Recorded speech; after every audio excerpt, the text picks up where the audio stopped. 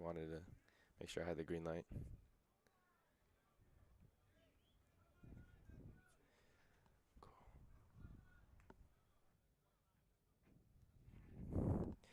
We are coming to you live from Eddie West Field here in the downtown Santa Ana area for today's edition of Dawn's Football here on the Santa Ana College Athletics YouTube channel in conjunction with SportsNetUSA.net. I'm Noah Alvarez. Thanks for tuning in wherever you may be tuning in from, as it'll be the home opener for the Dons 2023 season as they will be taking on the Cougars from LA Southwest College. I'm Noah Alvarez. Thanks for tuning in as we're just about ready for kickoff. It'll look like the Cougars are going to be returning. They're in their yellow uniforms, white pants, white helmets, heading from right to left. And the kickoff team meeting at the 35 for the Dons. They'll be kicking off from left to right. Actually, they're going to go ahead and flip the teams as they're going to switch sides. So the Cougars should be going from left to right. They're in the yellows. Dons are in their red uniforms, red pants. Again, they are starting off the season 0-1 after falling to Pasadena City College last Friday by a final score of 55-35. They got off to a very slow start, fell behind 24-0 early in the first quarter. They did battle back, bring the deficit within 12. However, they were unable to make it any closer as the Lancers were able to put it on in the second half. And on the other side, the Cougars are 1-0 after defeating West LA College 41-6 last Saturday. So the Cougars 1-0, Dons 0-1. We're set for kickoff as Hotchkiss going to pooch it over to the far sideline. Caught it about the 32-yard line. He starts going backwards, and he is tackled up at about the 30-yard line. That was Jonah Capitulo for the Cougars. Pooch kick there by Aaron Hotchkiss, the kicker and the punter for the Dons, the freshman from Tustin High School. So it'll be the first look we see here of the Dons defense on the Santa Ana College Athletics YouTube channel. Again, thanks for tuning in. 1st and 10, ball on the 30-yard line. Cougars are going to motion both their running backs out to the right side. Empty backfield. A lot of movement before the snap as it's a quick pass over to the near sideline. Passes the 30 and is brought down at about the 35-yard line. We'll get you some of the names to familiarize yourself with, as the Dons are wearing their red uniforms with the silver metallic numbering. A little hard to tell from the numbers, but we'll do our best here from the booth as we bring up 2nd down and 6, ball on the 34-yard line.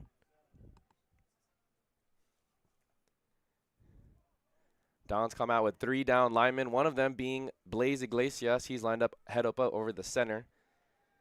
He was the All-Metro Conference Player of the Year, as there's going to be some movement up on the line. It's a false start on LA Southwest. The Cougars are led by first-year head coach Margaret Miller. He spent the last 15 seasons a part of the West LA football program and is off to a quick start. He picked up the first win in Cougars program since 2019. Yes, they finished 0-10 last year, didn't have a team in 2021. So last week, the win against West LA was their first since 2019, as there's more movement out of the backfield. Empty set for the Cougars offense. It's the quarterback, Michael Franklin. He's going to hand it off to his running back over to the right side. Big hit there. However, the running back was still able to keep his feet moving and is brought down at about the 31. So gain of about, we'll say, half a yard.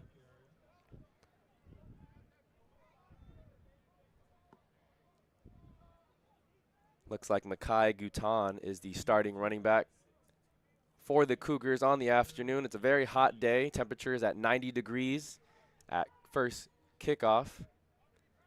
13:24 left to go in the first quarter if you're just tuning in. Dons now have a favorable 3rd and 9. We'll see if they bring pressure. They only rush 3. However, they get to Franklin. Franklin is going to be brought down by Iglesias and the far side defensive end for a sack. Looked like that was number 21, Joseph Aborni. So good pressure. They only rushed 3, the Dons did. However, the Cougars offensive line wasn't able to hold up. Ball will be placed at the 21-yard line on the near sideline, and the Cougars will be punting the ball away.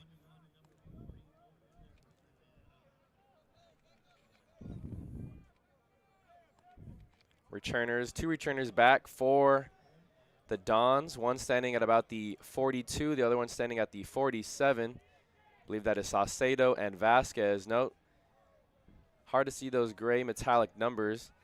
It was Farmer and Pierce back there to return.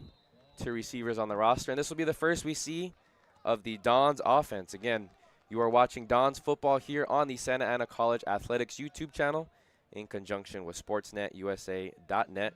It's the home opener here as the Dons looking to get their first win here at Eddie West Field, also known as Santa Ana Stadium, Santa Ana Bowl, a lot of different names over the years. Stadium built originally in 1963. As marching out is quarterback Dallin Eggman and the Dons offense. He has 2 backs in the backfield with him, Malcolm Perry and William Saucedo. Dumps it off to Perry on the far side.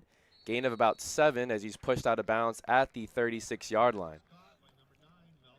Eggman is a sophomore from Provo, Utah. Went to Timpview High School out there. Played significant minutes last year. He actually was second on the team. Excuse me, he led the team with 1,655 passing yards through the air, also threw for 12 touchdowns as he hands this off to Saucedo. Saucedo keeps the feet churning after initial contact in the backfield. Gets to about the 35, so he'll set up a third and about 2. Yard to gain is the 33-yard line. Malachi Pierce and James Farmer, the 2 receivers on the near sideline. The far receiver by himself is Cannon King. Again, 2 backs in the backfield. Perry lined up as the fullback. He hands it off to Saucedo to the weak side. He gets to about the 32, and that'll be enough for a first down. So the refs are going to move the chains. It'll be the first down of the game. 11:27 left to go in the first quarter. Again, the Dons are taking on the Cougars from LA Southwest College. Cougars 1-0 on the season after defeating West LA 41-6 last year. Both these teams in the American Division, however, in different conferences, as this pass over to King on the far sideline is caught. Keeps the feet going, and he's down at the 20-yard line. Good pitch and catch from Eggman to King, 2 sophomores on this Santa Ana Dons offense. Ball will be placed at the right hash. Dons going from right to left in the red uniforms. We'll get you some of the offensive linemen on the field as well. Starting on the left side, Victor Corrales, left tackle. Evan Douglas, left guard. Iskander Albitar at center. As Eggman looks to his left, going to throw that way, out to Farmer in the flats. He gets a key block from Pierce, however, the corner makes a strong tackle. That was Laquan Parker making a strong open field tackle, limits the gain to about 2. It'll be 2nd down and 8, ball at the 18-yard line. Yard to gain is the 10. At right guard for the Dons offense, John Fonseca wearing number 51, and at right tackle, Levi Banuelos, who was 2nd team All-Metro Conference last year. A key returner as Saucedo makes the first man miss. He's able to drag a couple guys all the way down to the 13-yard line. 3rd down and about 4.5 up for the Dons. Malcolm Perry going to sub out. They're going to bring another receiver. A lot of talented receivers here on this Dons offense.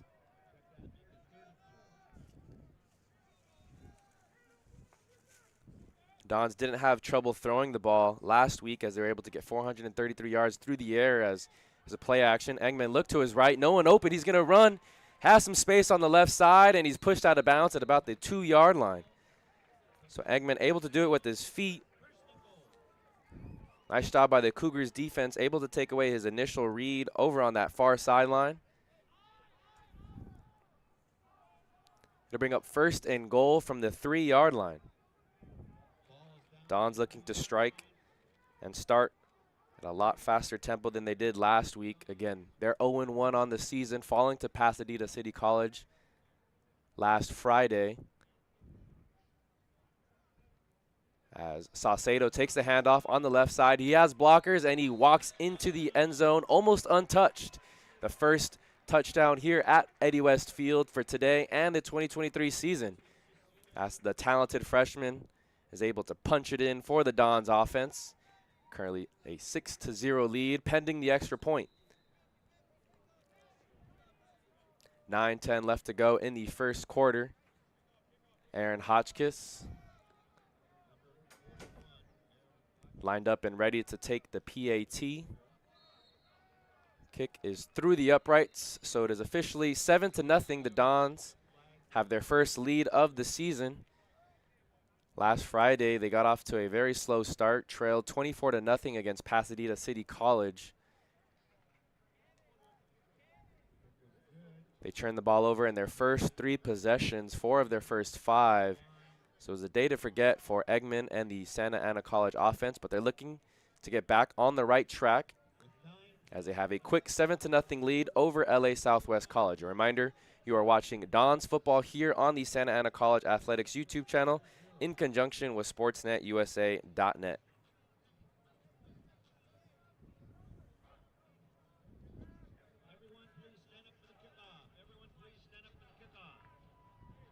We had a 1 p.m. kickoff here today at Santa Ana Stadium. Temperatures currently at 91 degrees. It's a very warm day in Southern California.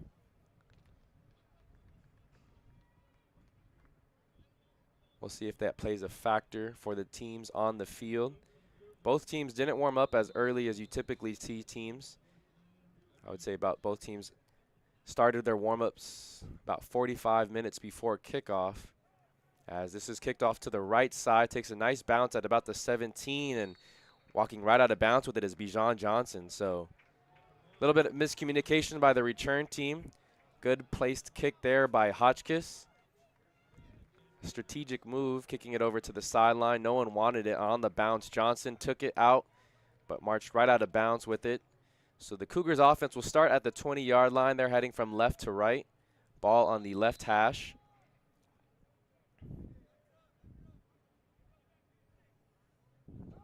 They're led by quarterback Michael Franklin. If you were here last year when these two teams played, Franklin was able to throw a 20-yard touchdown pass. However, that was only one of only 3 completions of this one. Is a quick pass over to the far sideline. He bounces off the tackler and he keeps his feet going. Brought down at the 27-yard line.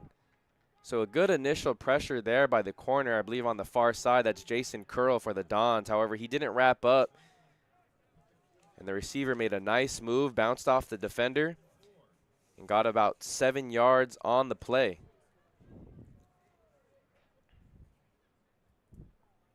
Three down linemen for the Dons. It'll be Blaze Iglesias in the middle, Aborny on the near side. As more motioning in the backfield for the Cougars. They like to do that same motion where they motion 2 backs out to the wide out, as this is a quick pass over to the receiver, Bijan Johnson. He's tackled down at the 35. Looks like a Dons player is slow to get up. That is the far side corner, Jason Curl. He takes off his helmet, and the LA Southwest coaching staff is waving the trainer over, so we hope he's okay. In the meantime, we'll get you some of the players down on the field for the Dons defense. At the right defensive end is Oscar Serrano. Again, the Dons going with a 3-4 look, or a 3-3-5. Hoping to stop the spread of the Cougars offense. Near side corner, wearing number 12 will be Elijah Sadler. At the linebacker position, we currently have Deontay Jones in the game, as well as Cole Miller. Cole Miller had a big game last weekend. Despite the loss, he finished with 6 tackles, 1.5 sacks, and 1 interception. So the freshman from Norco, wearing number 3, could spot him easily wearing the white long sleeve on his right arm. Then alongside him to his right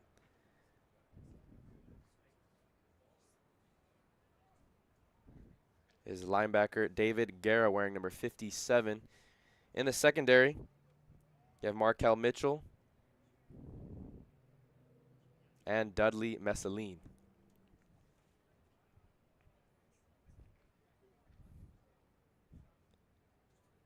So Curl will have to be helped off with the help of the trainers.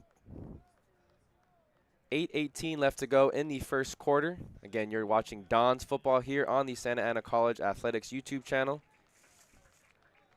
The home opener of the 2023 season, as Curl not quite off the field yet. However, the Cougars offense is lined up and ready to go.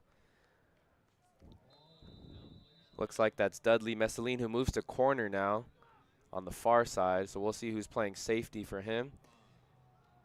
Play action. Franklin tries to throw it over the middle, and Johnson wasn't even looking for the ball. So we'll see if there was some miscommunication, as Gabriel Magana was the safety here on the near sideline, closest defender to the ball. If Johnson turned his head to his quarterback, he might have been able to connect with him. As head coach Margaret Miller gives the hand signs. He's in his first year as the head coach of the LA Southwest program, a program that didn't win a game last year. Already starting off 1-0 as it's a handoff inside. Nice job by the running back, Guiton, to keep the feet moving all the way to midfield over on the far hash. Gain of about 5. 3rd and 5 coming up for the Dons defense. We'll see what they draw up here. Dons are led by third-year head coach Anthony White. Has a record of 12-10 in his tenure here with the Dons. As there's another handoff up the middle, and it looks like the Cougars offense is looking to expose the light box by the Dons defense. They only lined up with 3 down linemen and 3 linebackers, a lot of DBs on the field. However, the Cougars think they can take advantage of that light box. Only 6 guys in the box. 2 straight handoffs got them 12 yards and a first down. Now into the backfield with Franklin is Kamari Jones. He'll give Guiton a breather. 3 receivers down to Franklin's right. Play action. Throws over to the far side. It's caught. And he's dragged down by Messeline at the 34-yard line. Jelani Guerrero was the receiver, the freshman from Archbishop Murphy High School. Again, Franklin, a sophomore returner, standing at 6'3", from the state of Washington, was the starting quarterback last year for LA Southwest. It was a year to forget for him and the Cougars. However, new head coach, as they're looking to turn things around. He's tackled down at the 29-yard line. Ethan Arona was there on the tackle. As the Dons will make plenty of substitutions with the linebackers and the defensive line. We'll do our best to keep you updated about who's into the game for the defense. Looks like Esteban Choquers lined up at nose tackle. Zamir Richardson over here on the near side defensive end. Look for him to get a great get off, 1st and 10. Last week against Pasadena City College, he was able to create himself a sack as well as some pressures on the quarterback last weekend against the Lancers. Has a really good burst out of his stance, and on the far side defensive line is Jacob Avendano. Cole Miller is going to sub out.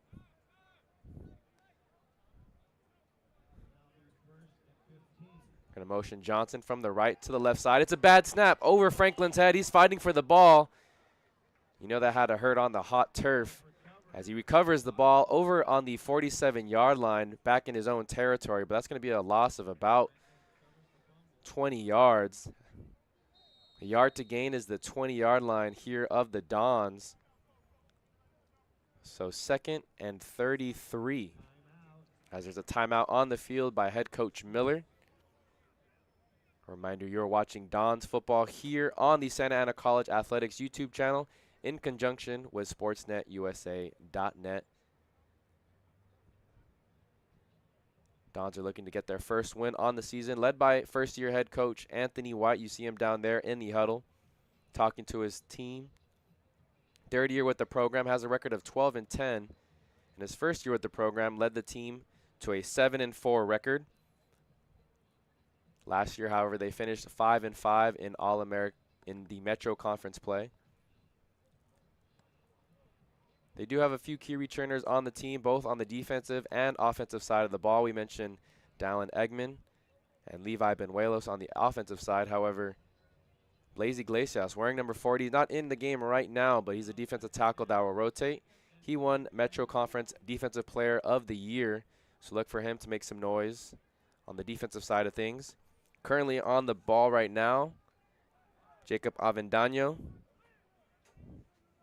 Esteban Choquer, and Zamir Richardson, the 3 down linemen for the Dons. 2nd and 37, Franklin looking to the right side, and this ball is batted away by Markel Mitchell coming from the safety position. Intended receiver there was Ryan Franklin. Bring up 3rd and 37. Not too many plays in the playbook for this particular occasion. Don's defense has to be expecting some sort of draw, maybe a screen. Still lined up in their 3-3-5 defense, so a lot of defensive backs in the secondary. As quarterback steps up in the pocket and wide open by himself, taking a defender with him to the 5-yard line is Bijan Johnson. So 3rd and 37. Looks like there's a flag, though, however, at the 45-yard line. Usually that's in the vicinity of holding. The white hat today marks the holding sign, so we'll be taking back to about the, see, they're at the 47, so it should go to the 37-yard line. Costly penalty there as Bijan Johnson was streaking down the middle. I don't know how he got so open. It was 3rd and 37. We think the Dons defense be playing a little bit more prevent-style defense. However, he was able to get past the safety. Nice job by Franklin, the quarterback, to step up. However, now it's 3rd and 47. Ball at the Cougars' 37-yard line. They have to get to the Dons' 20-yard line for a first down. Franklin fakes the handoff, throws a quick pass, near sideline. That was Frank Adu, tackled out of bounds by Elijah Sadler at the 45-yard line. Ball's actually marked down at the 44. So 4:37 left in the first quarter, and the Cougars are going to have to punt the ball away.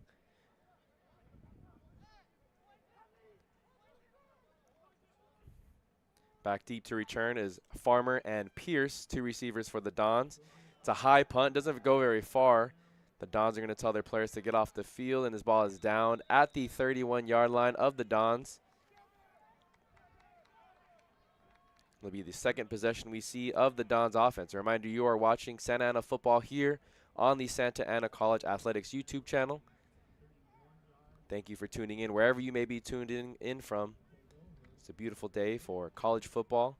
Plenty of action in the CCCAA. We'll get to you some scores later on in the broadcast. 2nd drive for Don's offense and quarterback Dallin Eggman. 2 receivers to each side of him as he's in a pistol formation. 1st and 10. He's going to hand it off to Saucedo.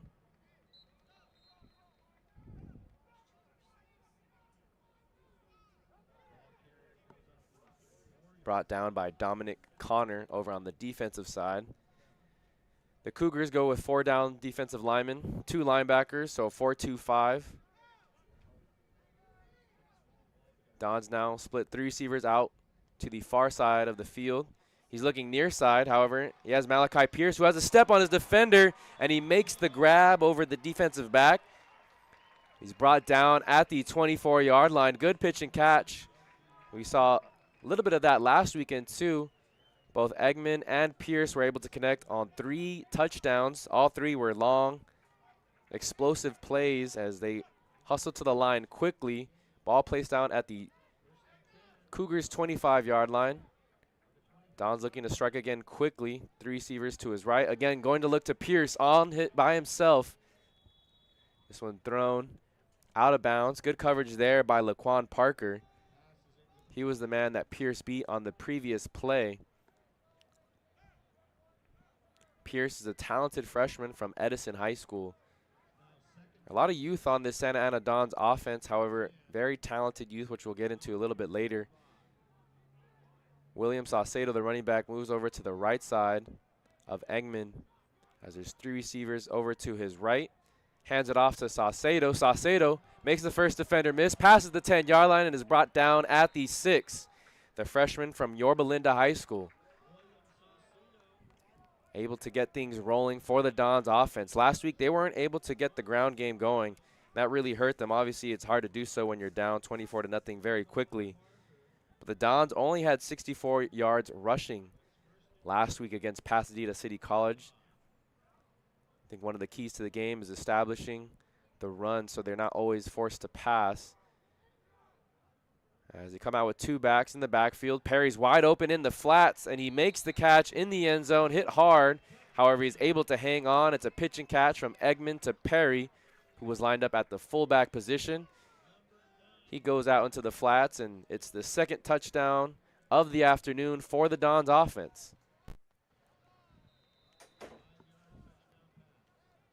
Malcolm Perry, a sophomore running back from Downey High School. Kick up by Hotchkiss is good. So 14-0 is the score here in the first quarter. 2:40 left to go. As we are here at Santa Ana Stadium. It's the home opener for the Dons 2023 season.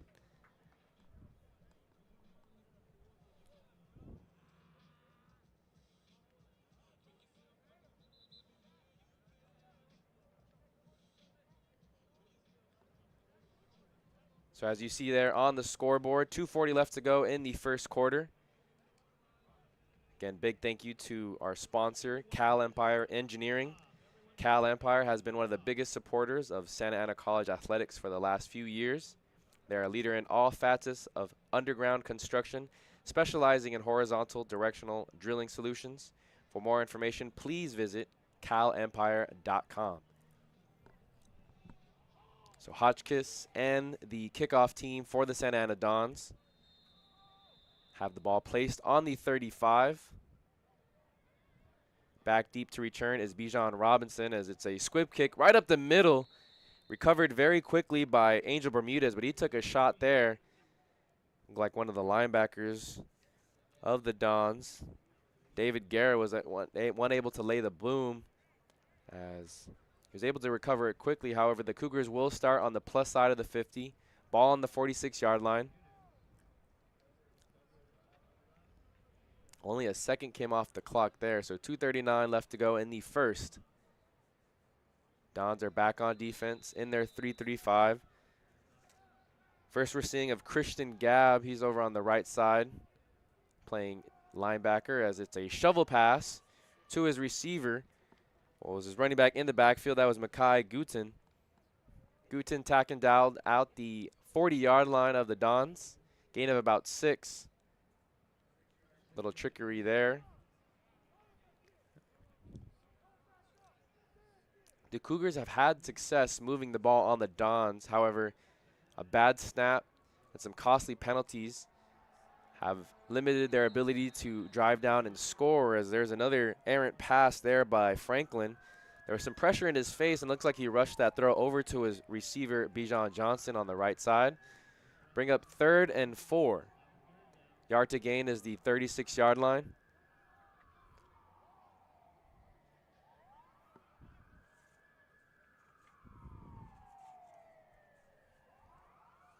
Zamir Richardson over here, the near side DN. Look for him to make a big play as it's a quick handoff to Guton, and Guton keeps his feet going and is tackled down at the 18-yard line. He burst up the middle as there was miscommunication there. It was 3rd and 4, so still plenty of options for the Cougars offense to call there, and they decided to go with the run play up the middle. Linebackers were thinking pass. They vacated the middle, and Guton was able to exploit them. So now bring up 1st and 10, ball placed at the 20-yard line. Franklin rolls out to his right. Quick pass over to the right side, and it's Deontay Jones who drags the defender out of bounds. They're going to say he was tackled inbounds at the 14-yard line. Bring up 2nd down and 4. Again, we'll see if the Cougars are able to capitalize. They moved the ball pretty efficiently, but a bad snap and some costly penalties have shot themselves in the foot. This is the first time they're inside the 20. As Franklin with 2 receivers on each side of him.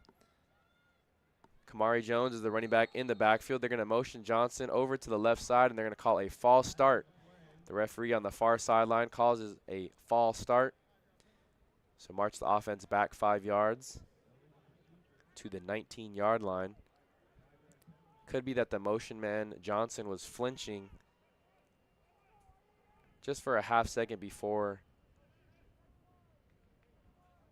the play got on their way. It'll be Johnson and Franklin in the backfield to go along with Michael Franklin. They motion out to the left side. They motion Jones into the backfield. You saw this in the first drive. It's a quick pass over to Johnson, and Johnson, I don't know if he got tripped up or he slipped. The nearest defender was Alton Mikes, defensive back for the Dons defense.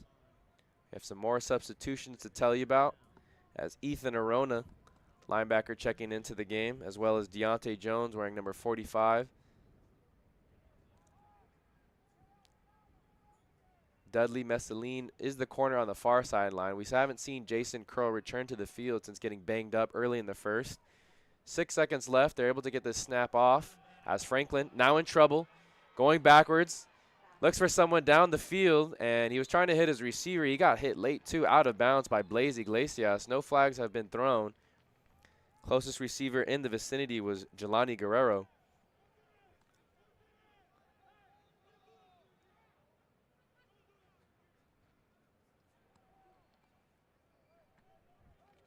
Looks like there is a flag in the back of the end zone.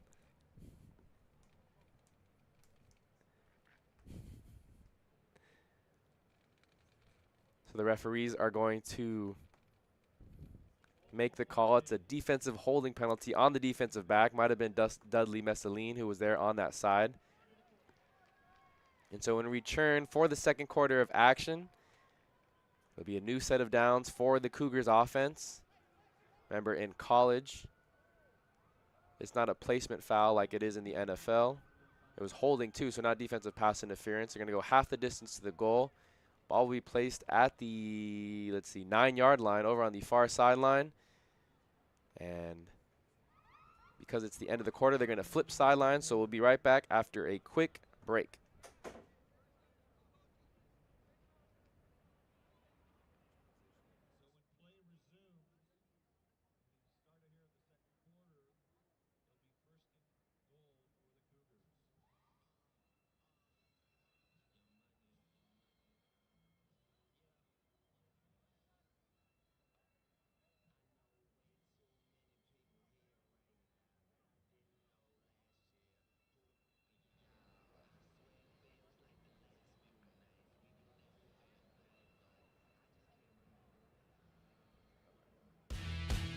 With 138 conference championships, 25 state championships, and 6 national championships, Santa Ana College has one of the premier athletic programs in California.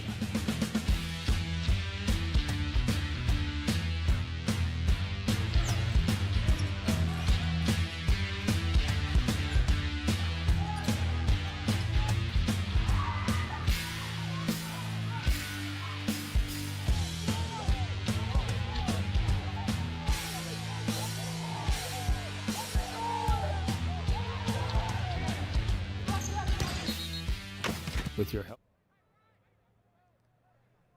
Back here at Eddie West Field, as the Cougars do have the ball at the 8-yard line, they hand it off to Guiton, and he's met in the backfield by Arona. He got good penetration coming from the right side, his linebacker position. Makes a tackle for loss as he's brought down at the 10-yard line. Arona last week had 4 tackles, a sophomore from Everett, Washington. Dons are going to go with 4 down defensive linemen now. 2 linebackers, 5 defensive backs, 2 running backs in the backfield for the Cougars as they swing it out to Guiton. Guiton went outside despite his block. His receiver was blocking for him to run inside, and he makes the wrong decision, is brought down at the 7-yard line. If he just turned up inside of his receiver, he might have been able to get down to the 5, maybe even closer to the goal line. However, it's going to be 3rd and goal from the 7. Michael Franklin with 1 deep running back. They try to get it out to the flats, but pressure very early on And he flips this ball forward. I'm not sure if they're going to rule that an incomplete pass or a fumble. He tried to get it out to Amari Gray, who was in the flats to his right. However, the ball just squirted out, and then it became a scrum as there was 4 to 5 defensive players for the Dons trying to get that ball. It looked like the Cougars do recover. And again, the Cougars shooting themselves in the foot. They're lucky to recover that ball as it's placed at the 6. So they still have a chance. 4th and 6. We'll decide to see if they decide to go for a field goal or take their chances and score a touchdown. Miller sends his offense back out to the field. Franklin with Guiton in the backfield. He's a tight end on the right side of the formation. Option play. Guiton gets the pitch. Initially met at the 2-yard line. However, he gets his feet and he's met at the 1-yard line. So Guiton stopped, I would even say at the 1, at the half-yard line. That nose is nearly touching, the nose of the football is nearly touching the white line of the end zone. Looked like that was Markel Mitchell who came from the safety position to make the second collision right there at the goal line. It was a nice goal line stand there by the Dons defense. The referees are meeting at the goal line to talk things over. The Cougars defense is already on the field. The Dons offense is running onto the field. We'll see what they decide, if they decide to change it or continue with what they had on the field. And they are going to give it a first down to the Dons, but they have to be very careful. As I mentioned, backed up into their own end zone. Eggman on the field with 2 running backs in the backfield. They hand it off to Saucedo. There was penetration early on. However, he's able to get past the 10-yard line and trucks his defender over to the 16. So good initial agile move there in the backfield.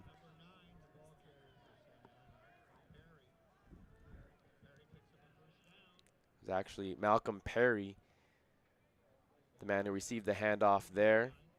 There's a defender who came in clean from the right side. Would have been a safety who was able to make the tackle. However, the Dons give themselves some room. They're at the 16-yard line. Delayed handoff. That's Moss to Perry as Moss has entered the game. Backup quarterback for the Dons offense, a sophomore from Irvine High School. Perry's pushed out of bounds at the 19-yard line. They'll bring up 2nd down and 6.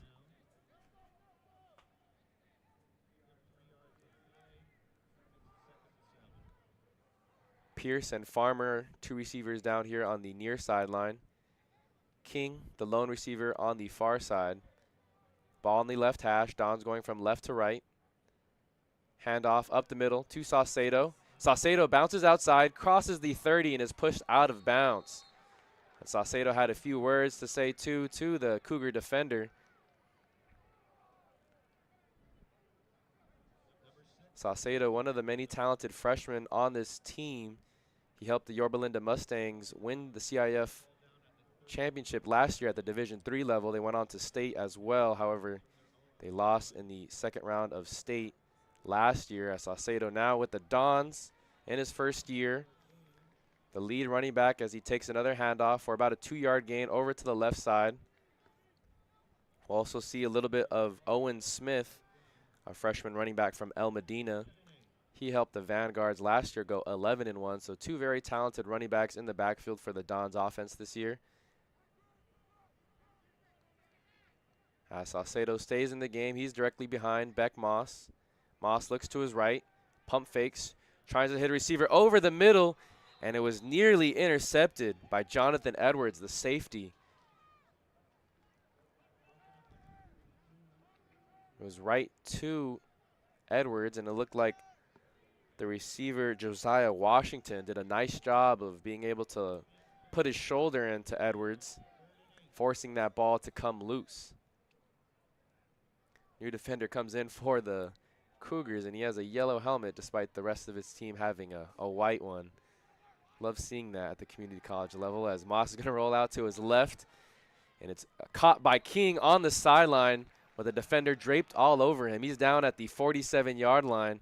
It'll be enough to move the chains. First down for the Dons 10:55 left to go in the second. Dons currently have a 14-0 lead. Ball on the left hash. Both these teams go no huddle. I think the Dons go a little bit faster tempo than the Cougars, as Moss looked to his left, has some pressure, and he's corralled down at the 36-yard line. That was David Uzoma coming from the left defensive end. Looked like he was about to lose contain. However, he was able to stick a big paw on Moss and twist him down to the 36-yard line. The yard to gain is the 43-yard line of the Cougars.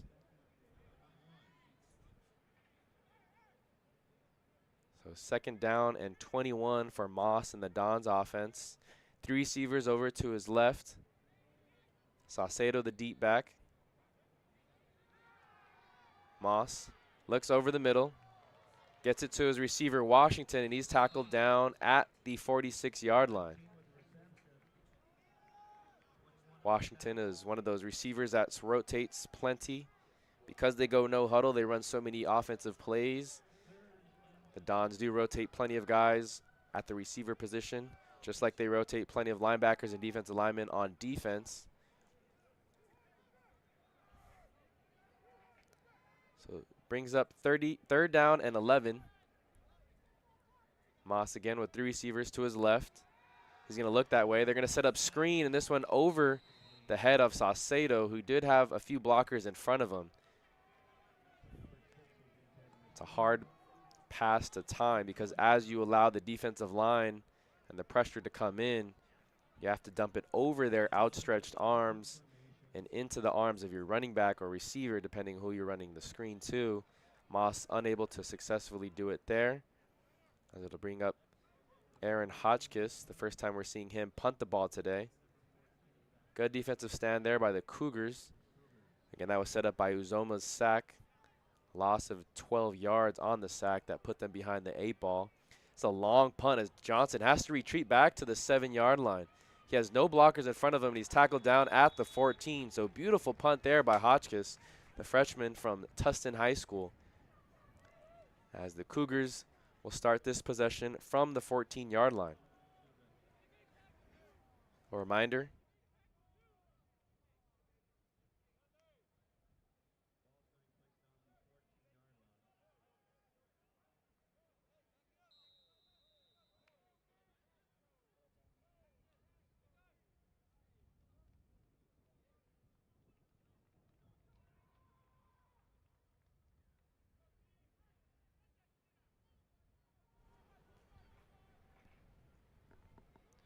so with 9:02 left to go in the second quarter, Cougars are still trailing 14-0. They start this drive on their own 14. Franklin rolls out right, made a couple defenders miss. He has a wide open receiver out at the 49-yard line, and the far sideline referee is going to say he got his feet in bounds. Here at the collegiate level, he only needs 1 foot. Looked like a broken play as Franklin tucked the ball and tried to juke a couple defenders in the backfield.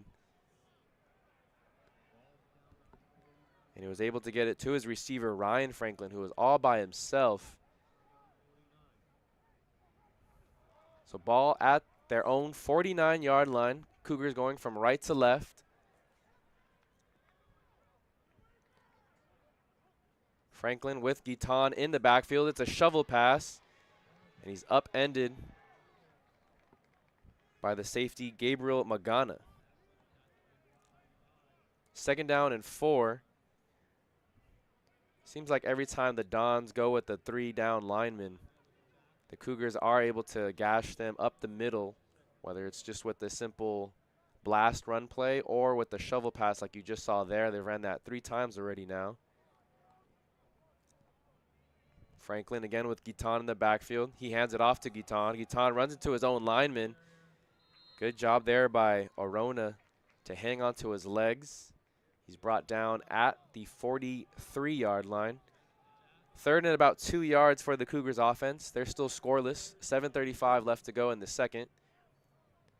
3 new defensive linemen for the Dons.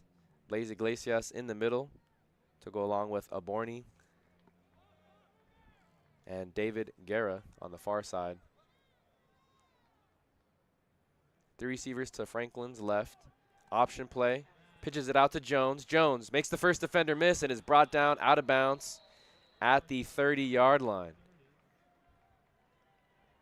It was Magana who had a clean shot at him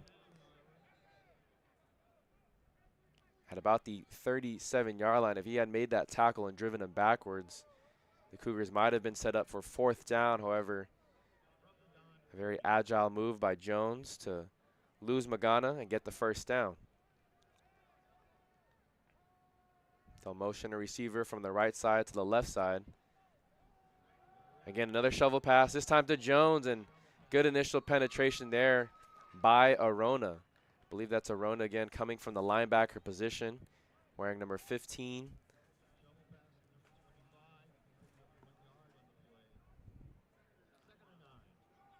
Evan Polladay going to check into the game for the Dons defense.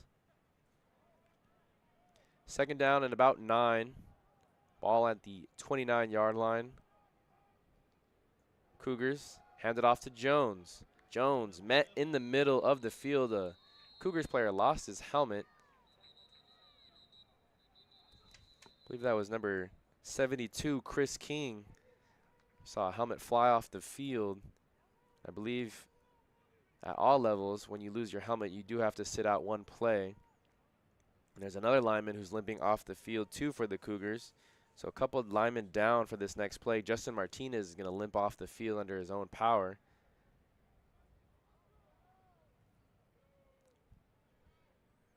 Another substitution for the Dons defense as Jacob Avendano going to check into the game. And they're going to call a penalty on the Dons. It'll be a 10-yard penalty, so it'll be a 1st down for the Cougars offense. 6:04 left in the 2nd. Cougars were down here on their last drive. However, they were unable to punch it in for 6.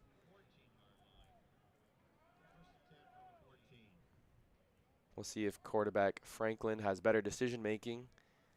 On a pivotal 3rd down, he tossed the ball forward and it was a fumble. Very fortunate that the Cougars were able to recover it. They went for it on 4th down. However, Guitan was met at the 1-yard line, and the referees ruled him short as Franklin tosses it up in the middle of the end zone.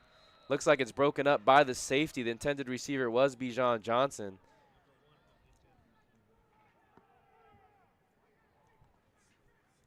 That was Magana over there at the safety position who broke that pass up.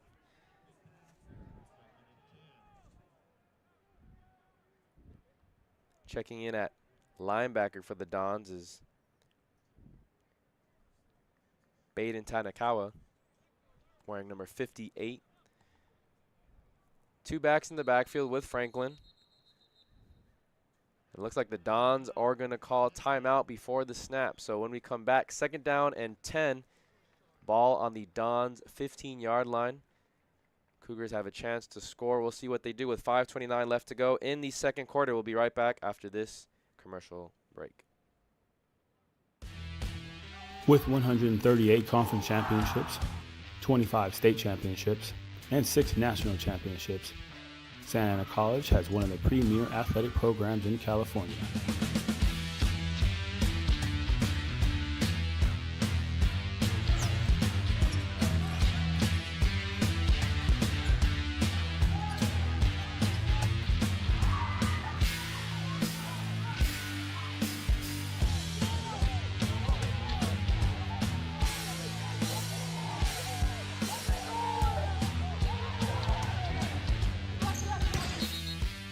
With your help, we will continue to provide opportunities to student athletes as they thrive in both athletics and academics. We are Santa Ana College.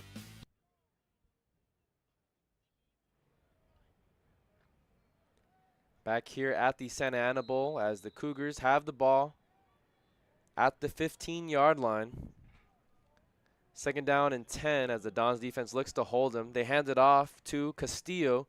Castillo met by a wall of Dons defenders.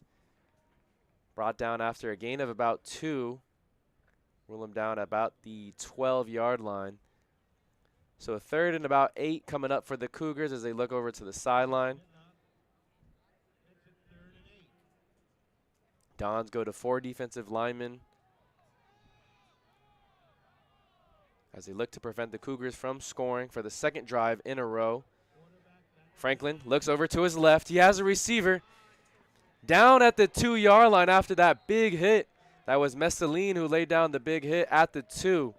However, I believe that's going to be enough for a 1st down, so they'll get a fresh set of downs, as it was the running back Kamari Jones who leaked out from the backfield and was wide open in the flats. Once he got past the linebacker, he was all by himself. He did juke the initial corner, Sadler, over here on this side, but Messeline laid the boom, put him down at the 2. That'll be 1st and goal for the Cougars offense. Handoff up the middle to Guiton. He gets back to the original line of scrimmage. They're going to give him about half a yard.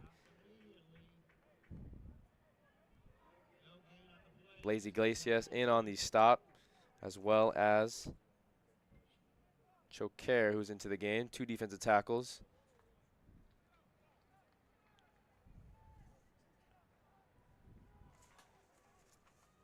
Aborny and Richardson are the 2 defensive ends in the game for the Dons defensive line. As there's another handoff. No, they fake the handoff to Guiton. Pass to Johnson, and Johnson had it in his chest. However, he drops this one, and it'll bring up 3rd and goal. Costly error by the receiver. Franklin had a nice fake on the handoff to Guiton. He was able to suck the linebackers up into the box.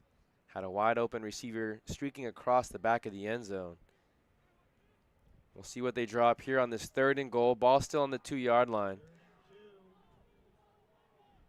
Cougars hands it up. No, he's a keeper as Franklin keeps the ball himself. And the Cougars have their 1st touchdown of the afternoon. Currently 14-6 pending the extra point. Looks like they're going to go for 2 here as the offense stays onto the field. Jones going to check back in for the Dons defense, coming in at the linebacker position. 3:43 left to go in the 2nd quarter. Ball in the middle of the field. Here's the 2-point conversion as Guiton in the backfield with Franklin. 3 receivers over to his right. Look like the Dons are in man defense. Another option play over to Guiton. Guiton jukes the initial 1st defender, and looks like he sneaks into the end zone. Still waiting the call, and the far sideline referee does mark him in for the 2-point conversion. So 14-8 is the score with 3:43 left to go. Time doesn't run on the 2-point conversions, as the Dons currently have a 14-8 lead. Reminder, you are watching Dons football here on the Santa Ana College Athletics YouTube channel in conjunction with SportsNetUSA.net. We'll wait to see what the Dons coaching staff decides to do with 3:43. Still plenty of time to drive down the field, what you would call the 4-minute offense. Try and eat as much time as you can, maybe move things a little bit slower than you usually would.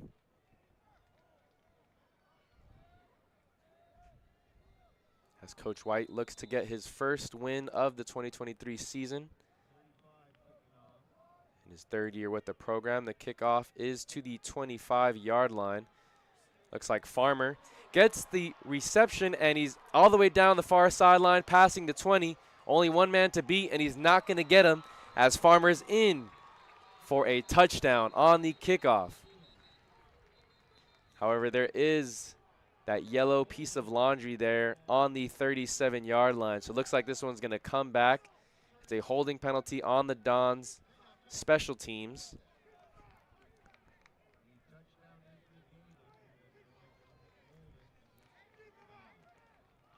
So that great effort by Farmer goes for naught as he has to march back with the offense. Let's see where the ball will be placed. They're going to drop it down at the 27-yard line, so costly penalty there by the Dons.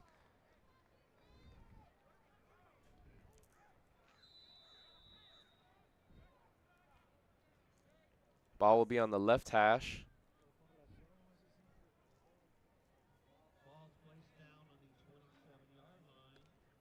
3:30 left to go here in the second quarter. Dons have a 14-8 lead over the Cougars from LA Southwest College. Both these teams were in the same conference last year in the Metro Conference. However, there's going to be a timeout, maybe to prevent a delay of game on the Dons offense. They took a while to get out there, so Coach White saves his team from another penalty.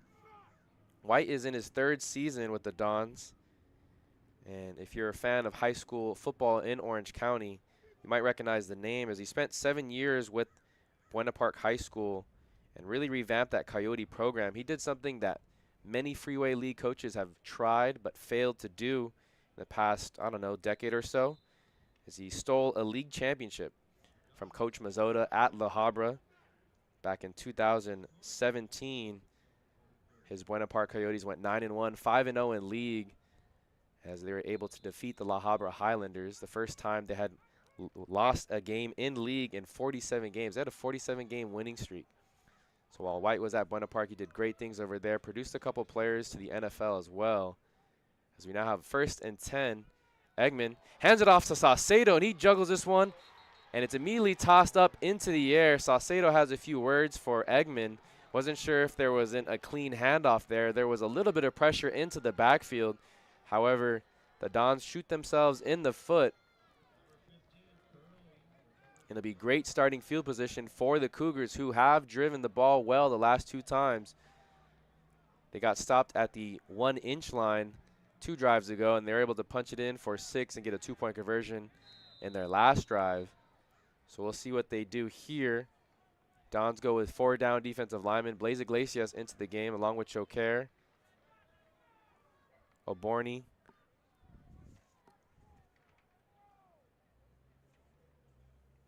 and Oscar Serrano. Franklin motions one of his running backs out to the right side. He looks deep over on that right side. It's caught by Johnson, and Johnson's into the end zone for 6. However, there's a flag down on the 3-yard line. That referee on the far sideline threw it.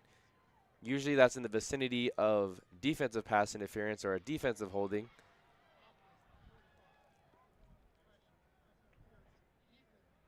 And it is a penalty on the defense. However, they are going to decline and take the result of the play. And so it's currently a tie ball game at 14 apiece. Just like that, a bad handoff between Eggman and Saucedo, and a quick throw and pass from Franklin to Johnson. Things are all tied up here at the Santa Ana Stadium.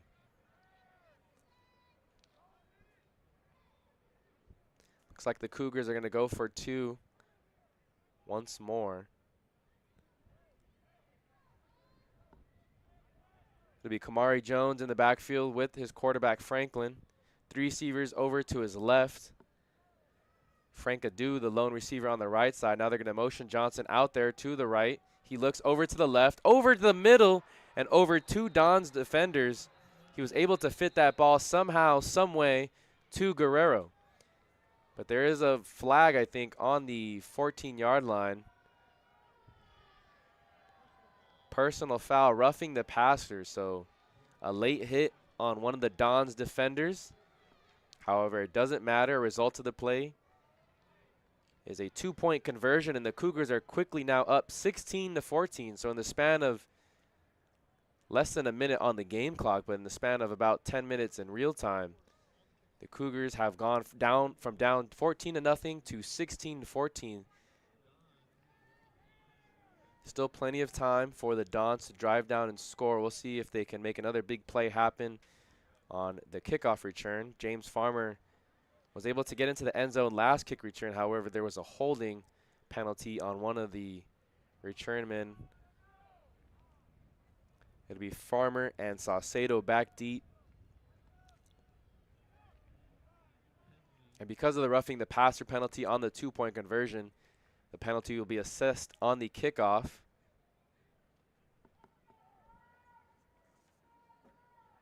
So It'll be Damon Coronado kicking off for the Cougars from the 50-yard line. He wasn't able to get it very deep last time.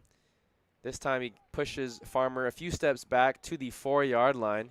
He starts heading up the middle. A lot of room over on that left side. He's able to make Coronado miss. Has one defender to beat, and he can't do so. And there's a late hit on one of the Cougar defenders, as Farmer was already brought down by Frank Adu. However, a man on the kickoff team from the backside of all places too hit Farmer late.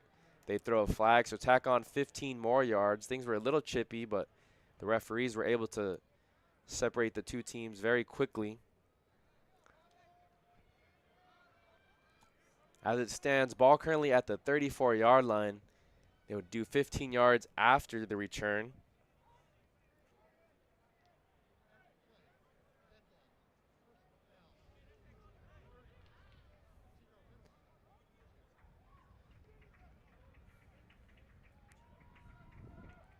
So it'll be first down and 10. We'll see where they place the ball. 3:08 left to go in the second quarter.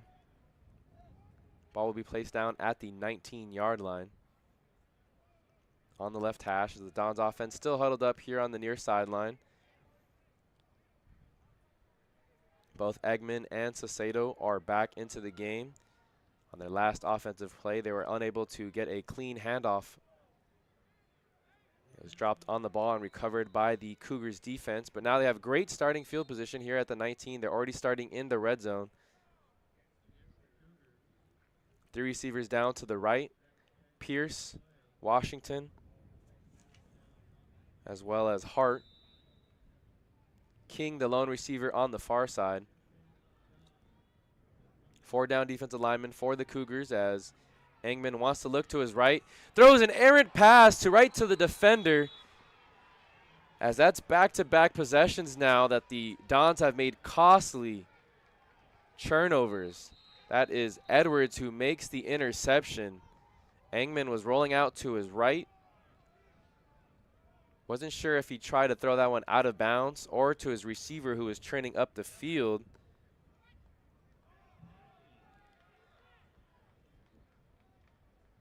And there is a penalty down on the field.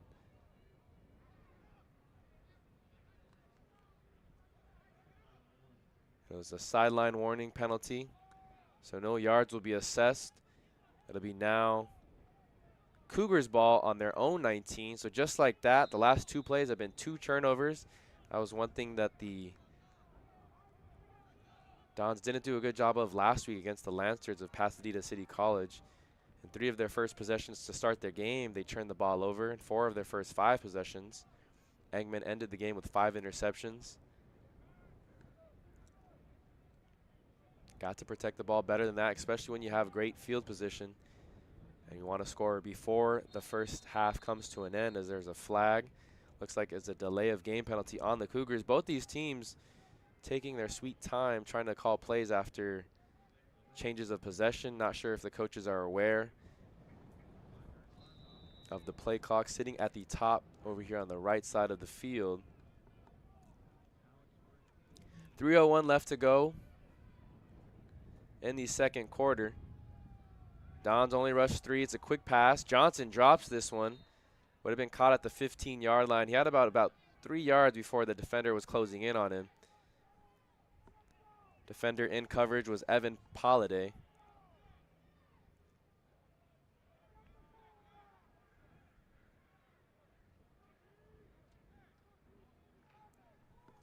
On the defensive lineman currently for the Dons, Avendano, Richardson, and Choquer. At the linebacker position, Jones, Miller, and Arona. Just a quick pass over to the right side. Franklin just wanted to get rid of that one as he had pressure right in his face. That was the freshman Avendano, the freshman from La Mirada.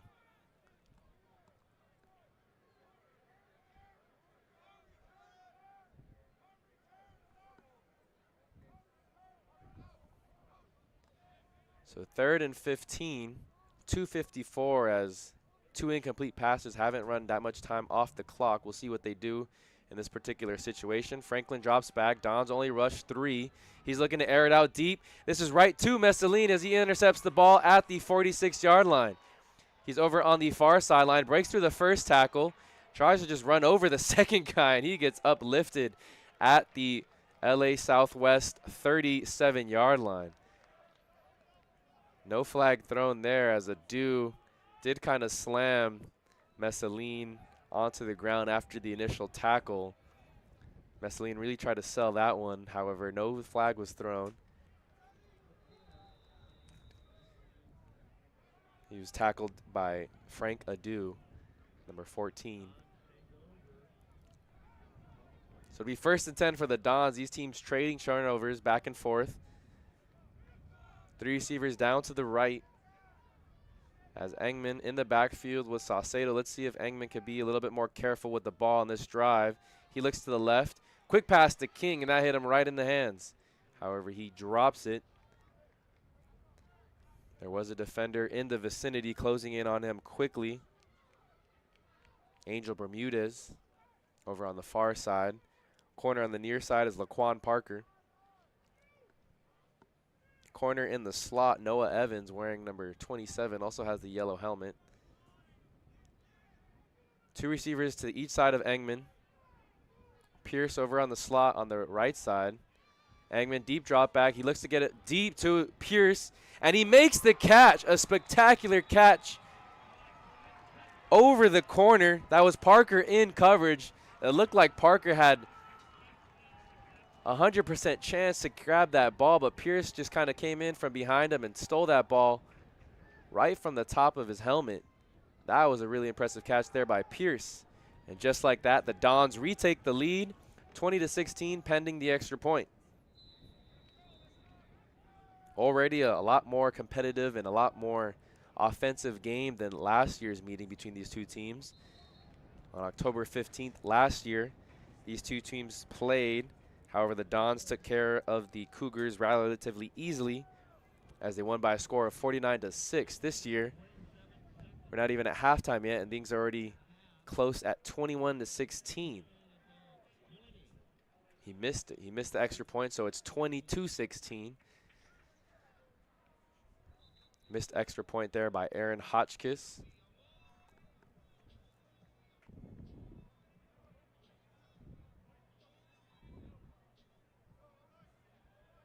Back-to-back turnovers there by the Dons and the Cougars.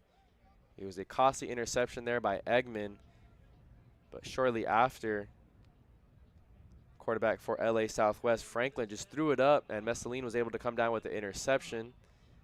So the Dons got great starting field position again. And this time they were able to punch it in for 6. Eggman threw it up for Malachi Pierce, his 2nd touchdown on the afternoon. Hotchkiss has the ball placed at the 35-yard line for the kickoff. It's a pooch kick to the right. Caught at the 35-yard line and met by 6 defenders of the Dons. No one blocking for the Cougars kick return team as Jonah Capitulo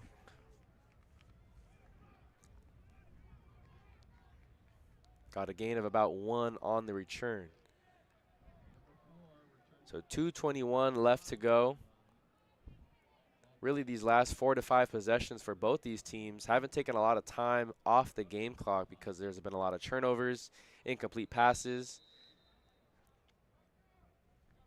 But still plenty of time for Michael Franklin and the Cougars offense. Both quarterbacks playing a little careless with the ball. 1st and 10 as he pitches this one to Guiton, and it was a low pitch. Guiton wasn't able to handle it. However, it is a forward pass, so they're going to rule it incomplete. They ran that play already 3 to 4 times, however, unable to get a perfect pitch and pass to his running back. Maybe the heat playing a factor as both these teams are fatigued down on the field.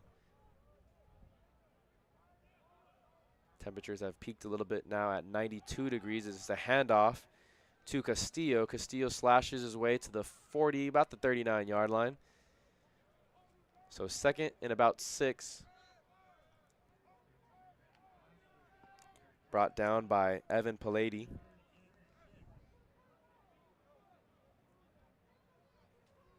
Third and 6, 1:54. Clock is running as they hand it off again to Castillo. And again, the Cougars taking advantage of this light box by the Dons defense. When they go to that 3-3-5, 3 down defensive linemen and 3 backers, the Cougars are able to gash, not for huge chunks, but 5 here, 8 there, 12 yards there. Getting steady yardage on the carries. As again, they go with the shovel option play, this time to Guitan, who just checked into the game. He's dragged down. Nice job there by one of the backup linebackers, Christian Gabb, wearing number 88. Wears the old school neck brace. You don't see too many players wearing those braces anymore. Just over a minute left to go in the first half. Cougars now cross midfield, 2nd down and 6. Franklin fakes the handoff. He tries to escape the pressure from Aborny. The ball does squirt loose, but however, I think the refs are going to say he was down. And Franklin shoves Aborny as things are getting a little chippy here. Aborny recovered the ball, however, the ball was whistled down. Franklin was very upset. He takes off his helmet. He's going to walk off the field. Lost his composure there as Aborny was celebrating with the sideline. And Franklin just ran over to him and shoved him in the back. The flag was thrown, so that should be minus 15 yards for the Cougars offense. A really sloppy first half by the Cougars, in particularly their quarterback, Michael Franklin. The only other quarterback they have on their roster is Arlen Wilcox. We'll see if we see him anytime soon, as Franklin's been very sloppy, turning over the ball and now getting upset after a sack. Ball will be placed down at the 21-yard line. Clock is running at 54 seconds. 3rd and long, yard to gain is the Dons' 42-yard line. And looks like the referee with the white hat gonna whistle the ball dead, excuse me, whistle the clock. Maybe there was miscommunication on as to when the clock should have started.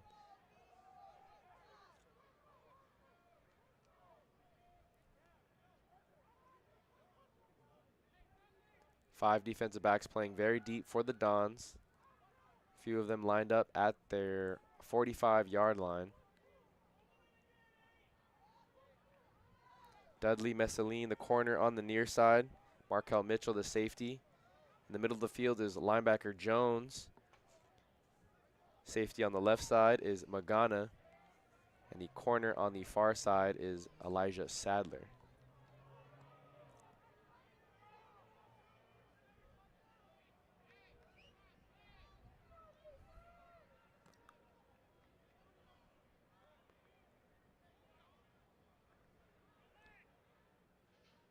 Third and about 32 yards. Still not sure what we're waiting for.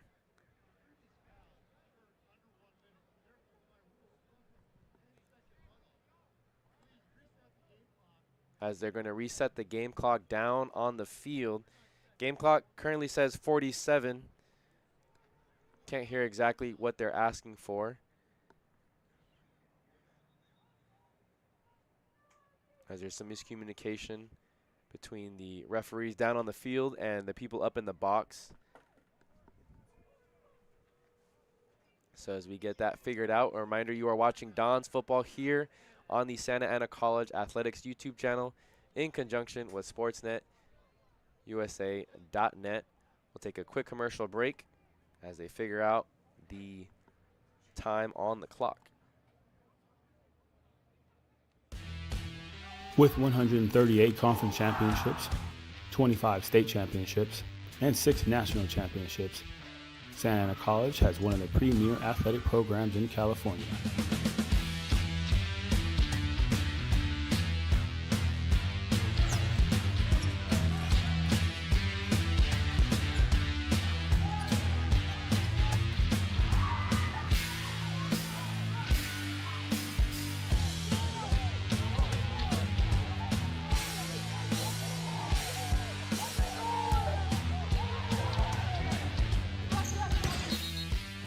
With your help, we will continue to provide opportunities to student athletes as they thrive in both athletics and academics.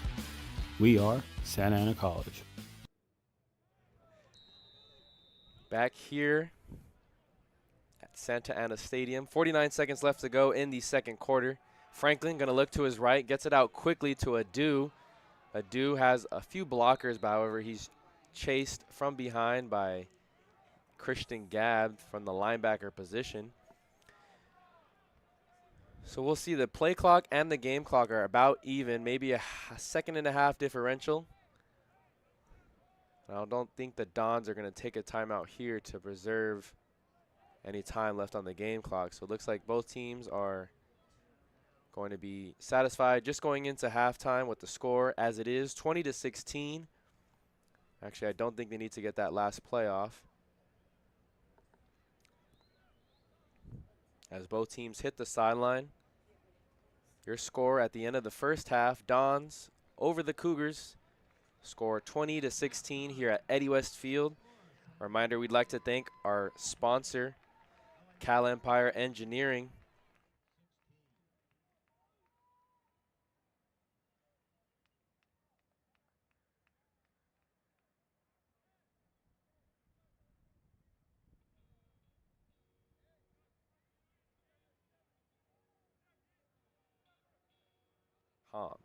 So we'll be back in a brief moment with some stats from the first half as well as some scores around the CCCAA.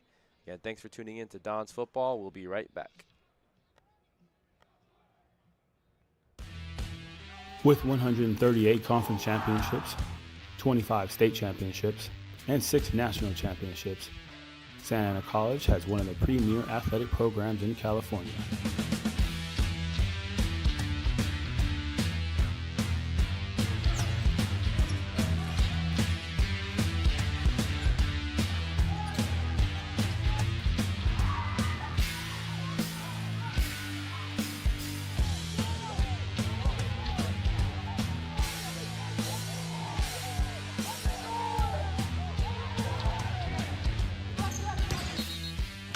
With your help, we will continue to provide opportunities to student athletes as they thrive in both athletics and academics. We are Santa Ana College.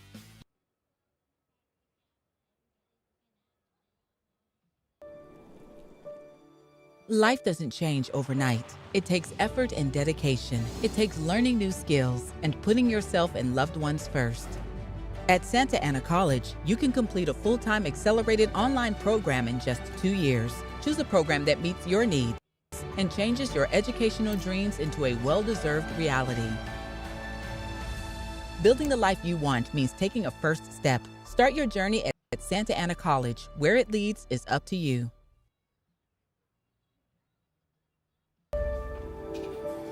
Starting your college journey is a big step. It requires discipline and dedication while you balance your work, life, and education. At Santa Ana College, you can choose a pathway that fits into your schedule and leads you toward your personal and educational goals. Earn an associate degree, university transfer, career training, or even a bachelor's degree in occupational studies.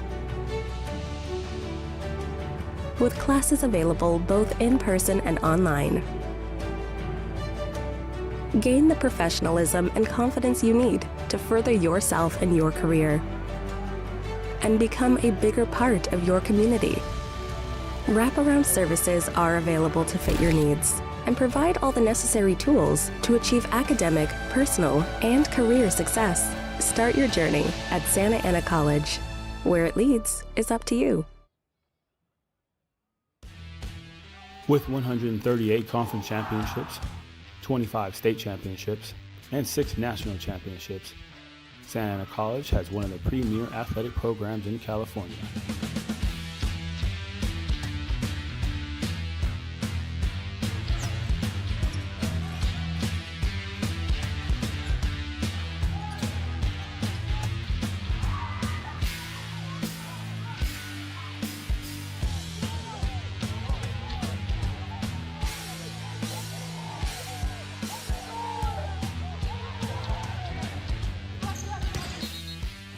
With your help, we will continue to provide opportunities to student athletes as they thrive in both athletics and academics. We are Santa Ana College.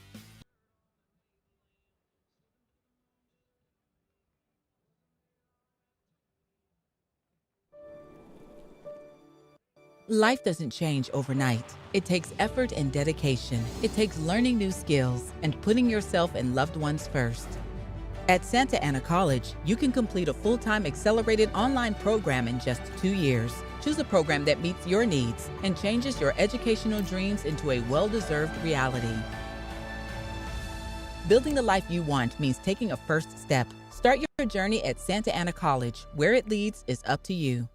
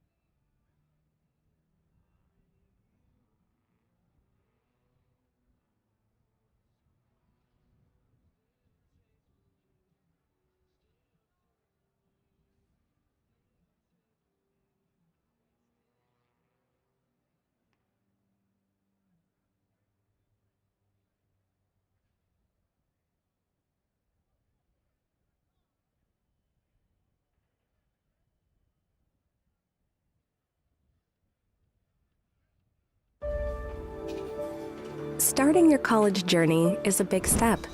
It requires discipline and dedication while you balance your work, life, and education. At Santa Ana College, you can choose a pathway that fits into your schedule and leads you toward your personal and educational goals. Earn an associate degree, university transfer, career training, or even a bachelor's degree in occupational studies. With classes available both in person and online. Gain the professionalism and confidence you need to further yourself and your career, and become a bigger part of your community. Wraparound services are available to fit your needs and provide all the necessary tools to achieve academic, personal, and career success. Start your journey at Santa Ana College. Where it leads is up to you.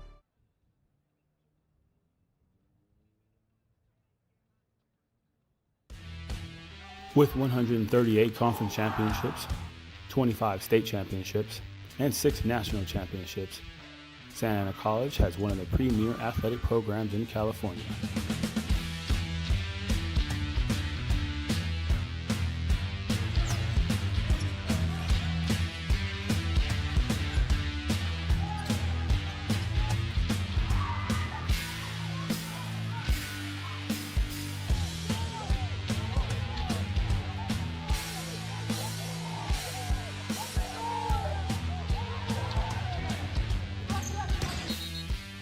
With your help, we will continue to provide opportunities to student athletes as they thrive in both athletics and academics.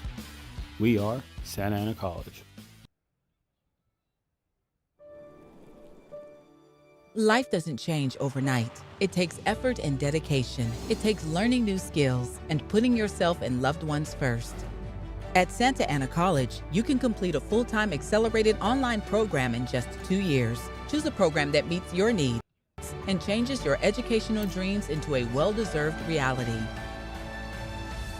Building the life you want means taking a first step. Start your journey at Santa Ana College. Where it leads is up to you.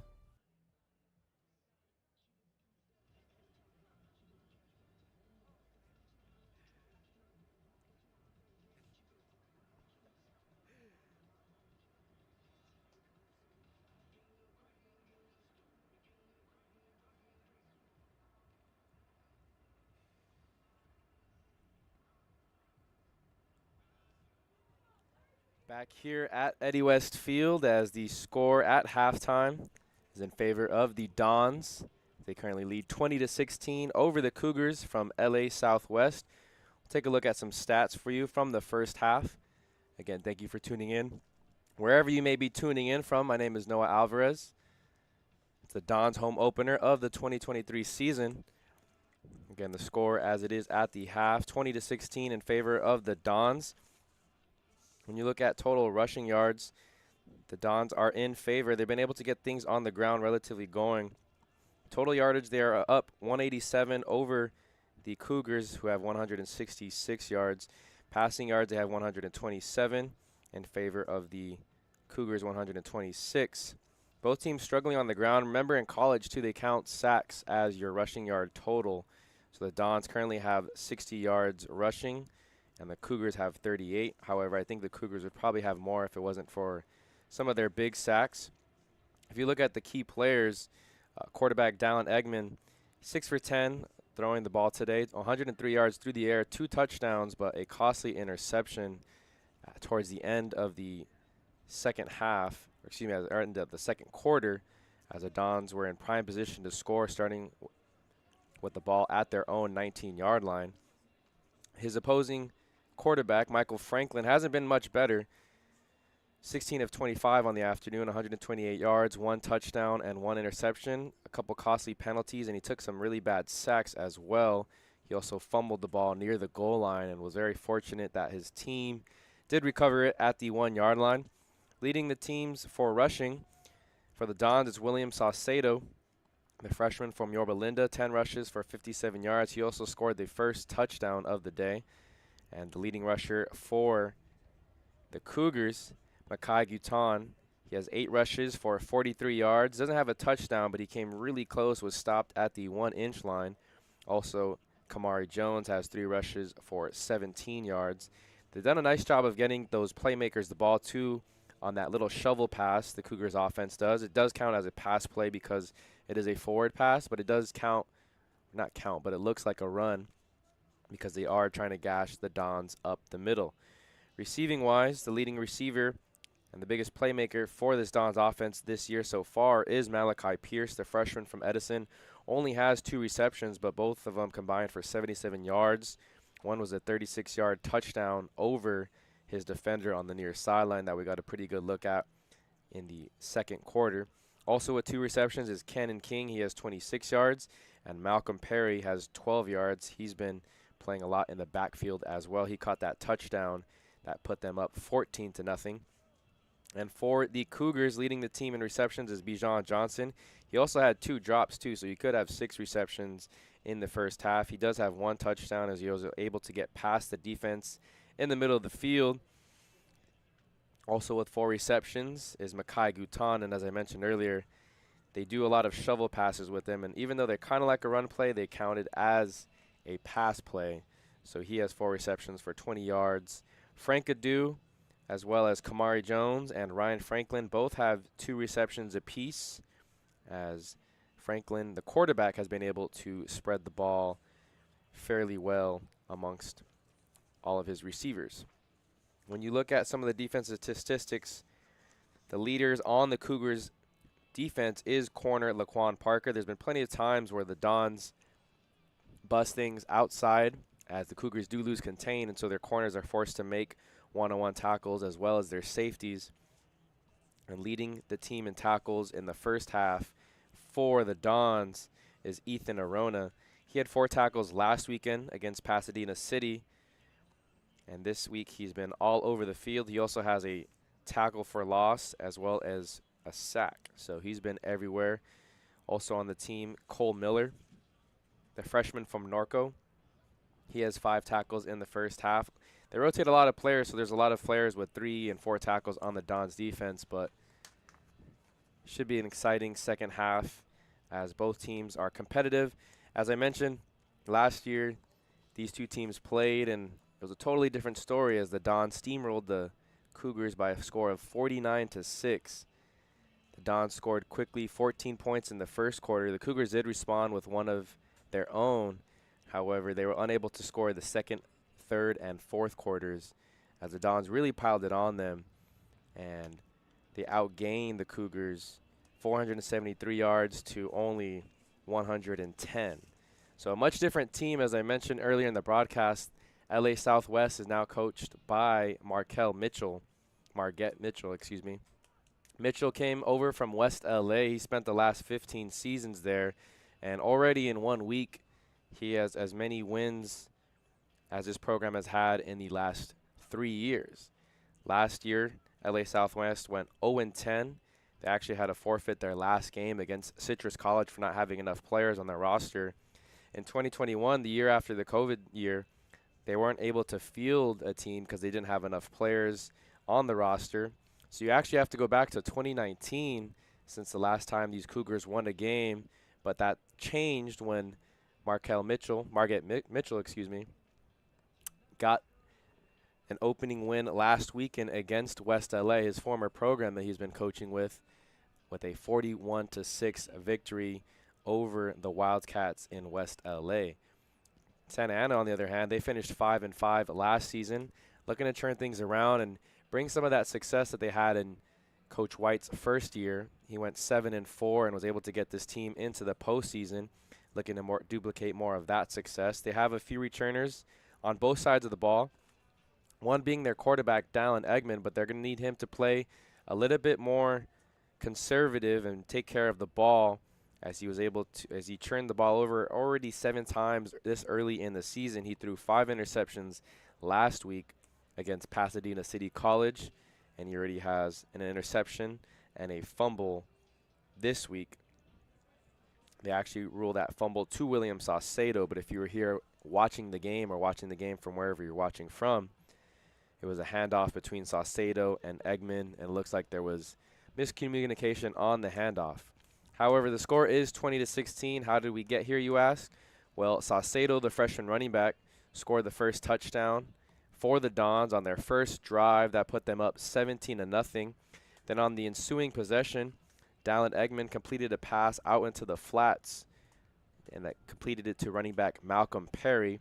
That put up the Dons quickly 14-0, and if you're watching the game, whether on the live stream or here at the stadium, you would have thought, man, the Dons are going to roll this team. It's going to be very simple. However, some miscommunication, some bad penalties, some turnovers put the Cougars in a chance to strike. They actually had a chance to score in their previous possession, but they were able to do so early in the second quarter as Michael Franklin, the quarterback, kept it on an option play. They went for 2 as they handed it off to Guiton, and so that brought the score 14-8 with 3:43 left to go. And the last 4 minutes of that second quarter was relatively wild because both teams were trading turnovers. Both teams were passing balls incomplete into the ground. And so that last 4 minutes of the second quarter felt like 25 minutes in real time. However, an interception, a costly one at that, put the Dons defense in bad position. And it was the fumble actually by Saucedo at Eggman. And so just like that, the Cougars were able to get the ball back. Franklin passed it to his receiver Johnson for a 21-yard touchdown, and there was a penalty as well, roughing the passer. So the Cougars quickly went up 16-14, but on the ensuing possession, Eggman led the Dons on a very efficient drive. It only took 3 plays, as the biggest one was a 36-yard touchdown to Malachi Pierce that put them up 20-16. The kicker, Aaron Hotchkiss, missed the extra point, so that's why we have the score as is. 20-16 in favor of your Dons here at Eddie West Field.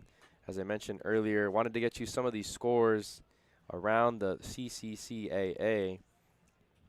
Both these teams play in the American Division, both in different conferences now. Both teams were a part of the American Metro Conference.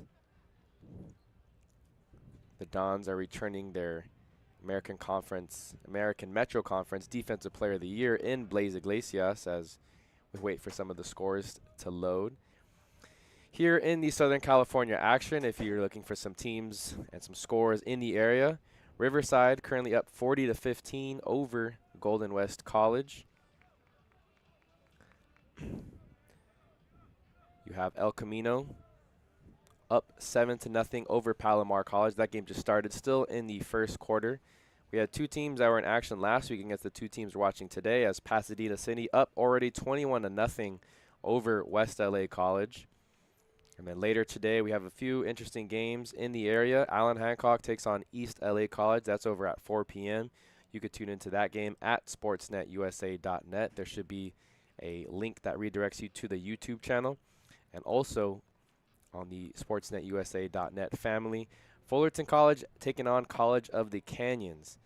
That'll be at College of the Canyons. Again, you can watch the live stream there at sportsnetusa.net. It'll redirect you to the YouTube broadcast over there. Less than a minute left to go here in halftime, as both teams have returned to the sidelines. Again, thank you for tuning in wherever you may be tuning in from. It's been an exciting day of football. A little sloppy in the first half. We'll see if teams can clean things up. As the kickoff team is ready, however, the return team still not out for the Dons. A little bit of cloud cover here as we start the second half. Temperature still at 91 degrees currently this afternoon. It's a hot day in Santa Ana. You see a few players wearing that turf tape, because the turf is extremely hot on days like this, and falling or sliding on the turf is not fun. But we're just about ready for kickoff, as it's Coronado to kick off the ball for the Cougars.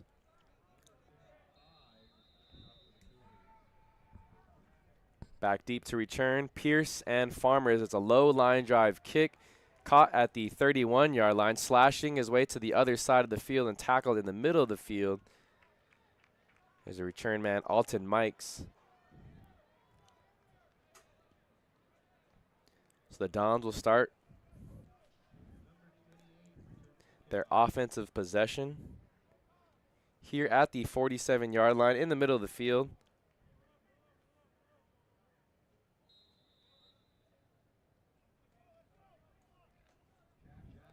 .54 left in the third quarter. Dons have a 20-16 lead over LA Southwest College. Reminder, you are watching Dons football here on the Santa Ana College Athletics YouTube channel.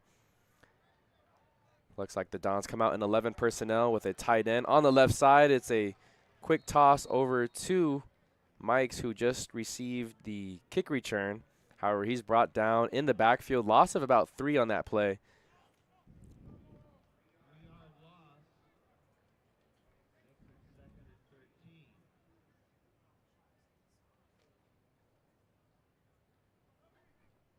Second down at 13. Yard to gain is the Cougars' 44-yard line. 2 running backs in the backfield. Tight end on the right side, as Eggman now going to step up, evade the pressure. And he got slammed to the turf by big David Azuma, rushing from the edge, standing at 6'3", 260 pounds. They'll bring up 3rd and 11. Ball on the 44-yard line. Tight end in the game is Zachary Bogdan. He's over on the left side. 2 running backs, again, still in the backfield. Eggman going to drop back, look to his left, trying to hit his receiver Pierce, and that ball was nearly intercepted. Looked like Pierce got caught up with Laquan Parker, the man in coverage. He's been flipping fields following Pierce. Pierce did catch that incredible touchdown here over on the right side of the field back in the second quarter. However, unable to connect with his receiver there is Eggman. So to bring up 4th down and 11. Bijan Johnson and Angel Bermudez back deep to return. Hotchkiss punts this ball away, and this is a booming punt. Bijan Robinson has to back up to the 6-yard line. I didn't see a fair catch. I don't know why he stopped as soon as he caught it. The Dons defenders gathered him at about the 6, and then he was able to bounce off, and now he's brought down at the 3. That was a weird series of events there. Johnson caught it on the hop and acted like as if he called a fair catch, got blasted, but the Dons defenders didn't wrap up. He was able to bounce off, started going backwards for a little bit, and he's lucky to take that ball to the 3 because he was dancing around at the 1-yard line. So living dangerous are the Cougars.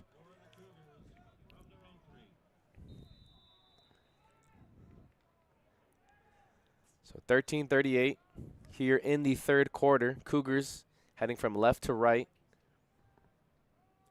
Michael Franklin with his running back Carrillo in the backfield. He stiff arms a defender, crosses the 20, and is brought down at the 21-yard line. There is a flag on the play coming from the far sideline referee. Could be holding or a penalty on the receiver. We haven't seen a lot of Donovan Castillo, however. Very good burst there on that run. Designed to go up the middle, but he cut it over to the left as there is a holding penalty on the Cougars. So it'll be half the distance from the goal. They're already backed up on their 3, so put them down at the 1.5 yard line. The margin for error becomes much smaller here when you're backed up. We'll see if the Dons decide to turn up the pressure. Blaze Iglesias along with Aborni and Serrano, the 3-down defensive linemen. They hand it off to Castillo again. Castillo wanted to go to the left, bounced back up the middle, and is tackled down at the 9-yard line.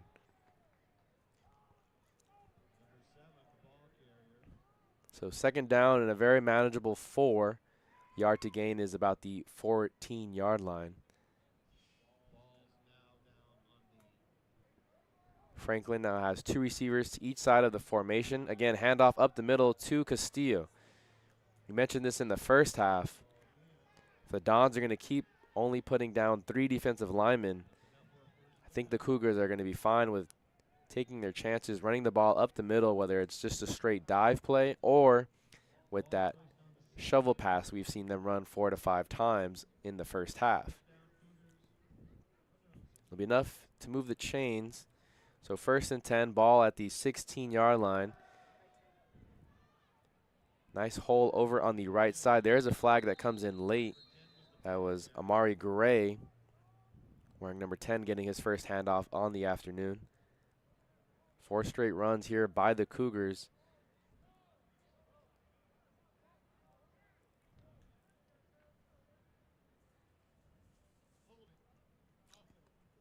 As it is a holding penalty on the Cougars offense, so march them back.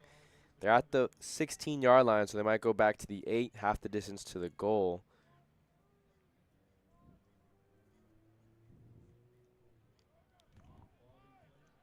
Again, costly penalties by both these teams. Very undisciplined in the first half. The Cougars had 7 penalties for 60 yards in the first half, already 2 quick ones in their first drive. As he looks to the right, it's a quick pass to Adu, who's tackled down very quickly at the 10-yard line. I believe that was Sadler who made the tackle here on the near side. No, that's Messaline wearing number 4. Again, very hard to tell these jerseys with the silver metallic numbers. They look nice down on the field. However, very tough to see from up here. 11:35 left to go in the third. 2nd and about 13 yards. Yards to gain is the 26. Franklin looks to his left. It's another short pass, and he's brought down at the 22-yard line. Ball did come out. However, that was Jonah Capitulo.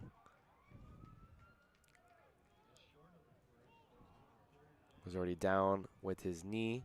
Christian Gabb going to check into the game along with Gabriel Magana at the safety position.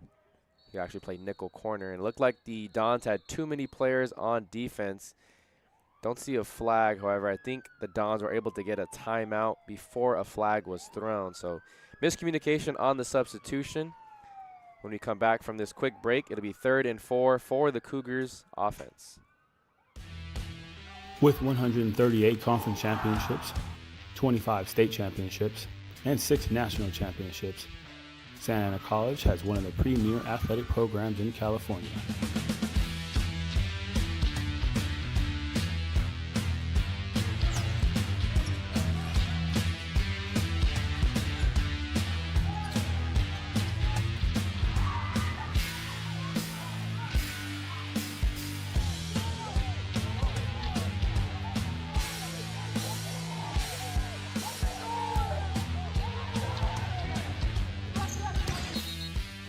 With your help, we will continue to provide opportunities to student athletes as they thrive in both athletics and academics.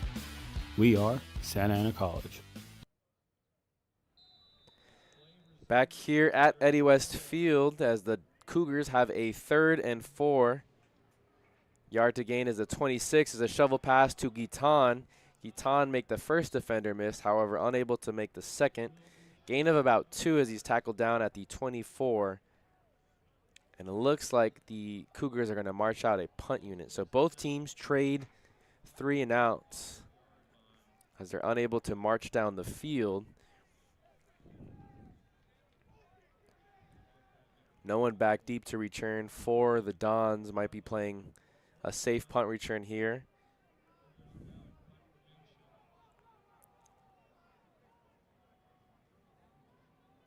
Nobody back for the Dons. This one's punted away by Brandon Neal over to the far sideline. Takes a bounce at about the 44-yard line and down at the 49 on the far sideline. That far sideline referee actually going to mark it down at the 50. So the Dons will have good starting field position after a nice defensive stand. Reminder, you're watching Dons football here on the Santa Ana College Athletics YouTube channel in conjunction with SportsNetUSA.net. I want to take a quick moment to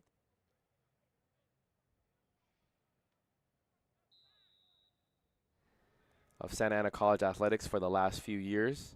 They are the leader in all facets of underground construction, specializing in horizontal directional drilling. As this pass is out to Perry on the far side, tackled out of bounds at the 44-yard line.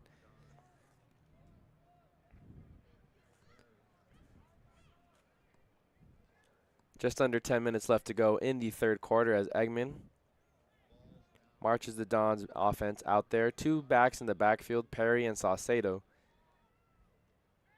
Hands off to Saucedo on the right side. He tried to cut it back up the middle.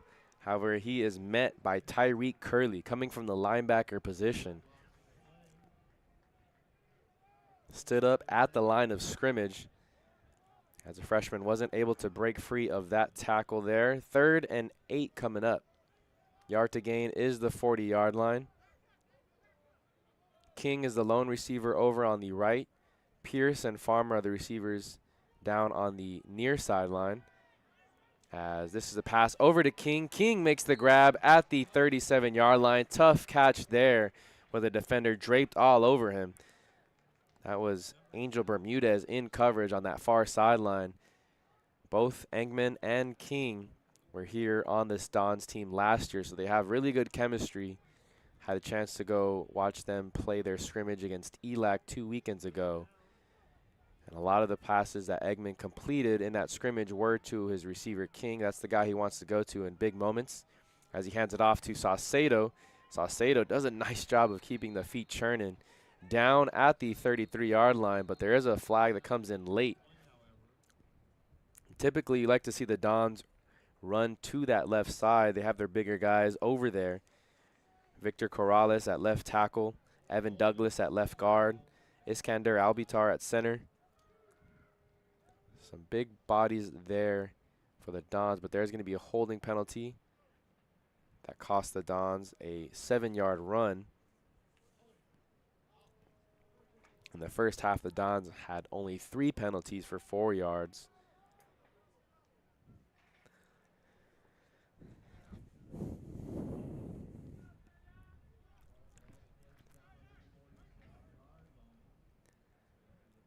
So first and about 20 yards now as the ball is placed at the 47.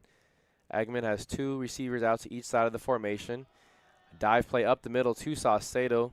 Nice little push there, and there's another flag coming in from the far sideline. Wonder if this is another holding penalty.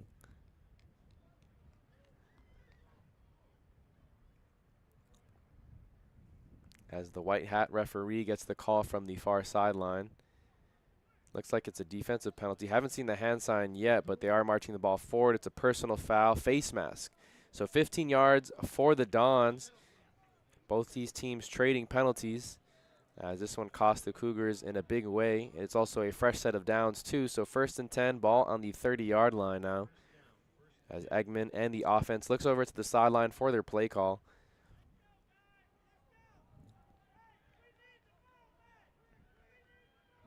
King, the lone receiver, on the top of the formation. It's a handoff up the middle to Saucedo. Saucedo tried to throw the linebacker off of him. That was Adonis Thomas who got there first, and his linebacker teammates rallied relatively quickly. You don't see the Dons use a lot of fullbacks or pull either. Strictly a lot of blast and dive plays up the gut, and Saucedo's able to power his way, push the pile. However, only got 1 yard on that last play. 7:30 left to go in the third. Eggman drops back, looks to his right, tries to air it out deep for Farmer, who's in the corner of the end zone. That one's batted away by Angel Bermudez in coverage. Bermudez peeled off the outside receiver. It was a hitch and smash route concept as the inside receiver Farmer ran a corner. The outside receiver Pierce ran a hitch route, and Bermudez peeled off of Pierce and sank back and helped out in coverage. So 3rd down and 9. Clock will stop after the incomplete pass. King flips to the near sideline, and Pierce is by himself on the far. They're going to roll out to his left. Engman faces pressure, has to stop in his tracks. Farmer catches the ball down at the 14-yard line, and he's swung down by Amari Hendy. Looked like it was going to be one of those where the defender swings the person and the ball carrier keeps his feet and is able to keep running after being swung. However, Farmer wasn't able to do so.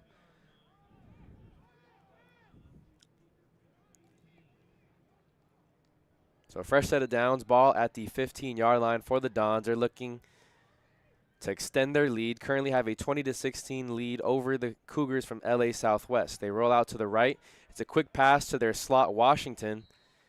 Now that's Amari Hart who made the catch, wearing number 81. He's brought down at the 6.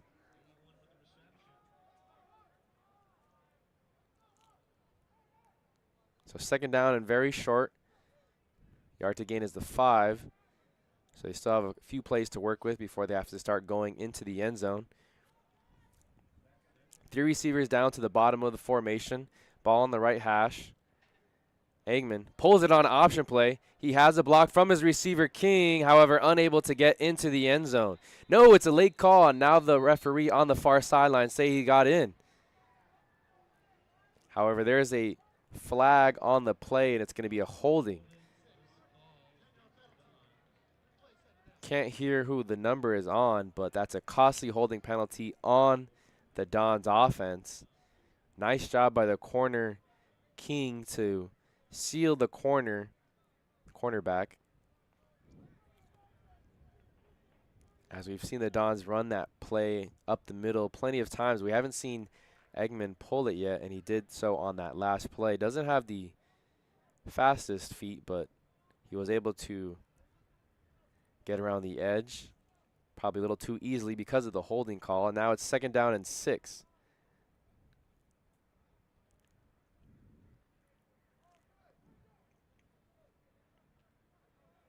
.6:16 left in the 3rd quarter. King in the slot on the right side of the formation. Engman looks left, gets it out quickly to Farmer, and Farmer is met at the 8-yard line. That is Laquan Parker, who leads the team in tackles on the afternoon.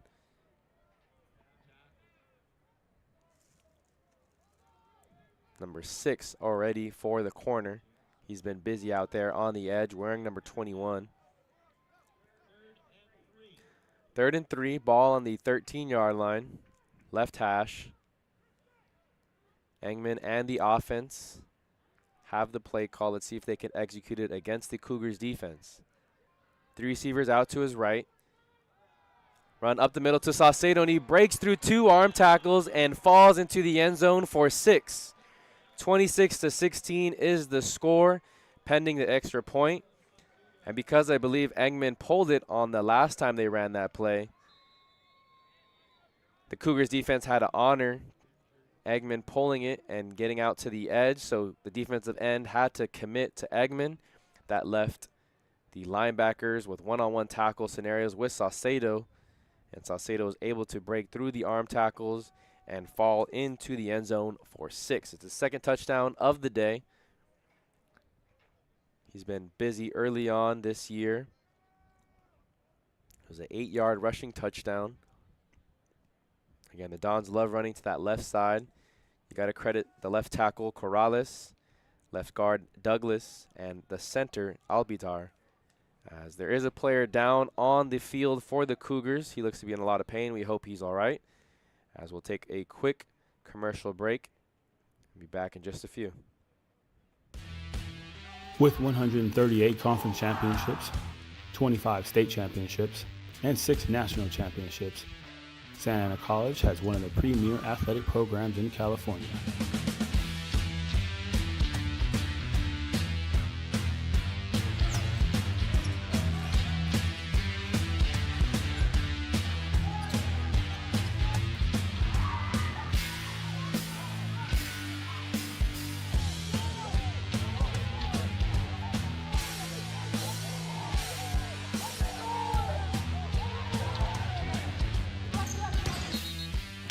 With your help, we will continue to provide opportunities to student athletes as they thrive in both athletics and academics. Back here at Eddie West Field, as it was the defensive lineman D'Anthony Sheffield. He's going to be helped off the field by 2 trainers over there.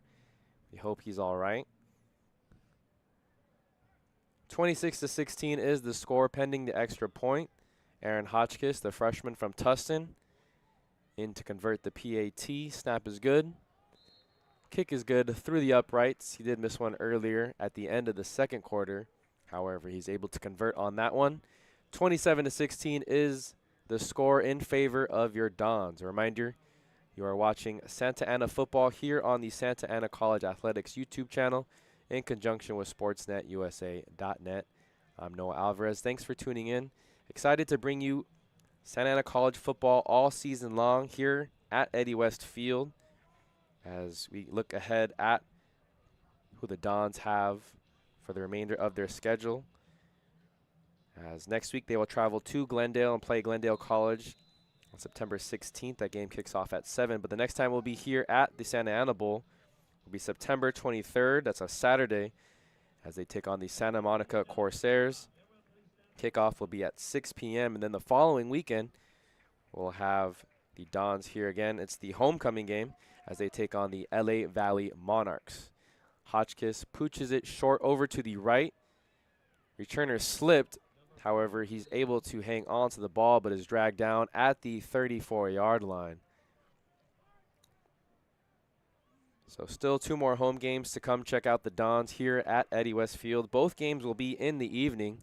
So if you're worried about catching a sunburn or dealing with the heat, fortunately, the next 2 games at home will be at 6 p.m. kickoff. Again, September 23rd versus Santa Monica and September 30th versus LA Valley.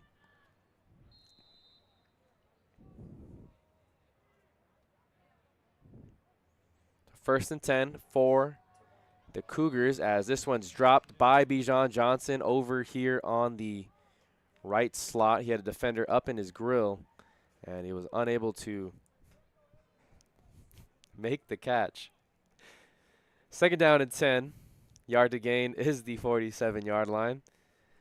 5:24 in the third quarter, as Bijan Johnson going to be subbed out for Tayon Boatner.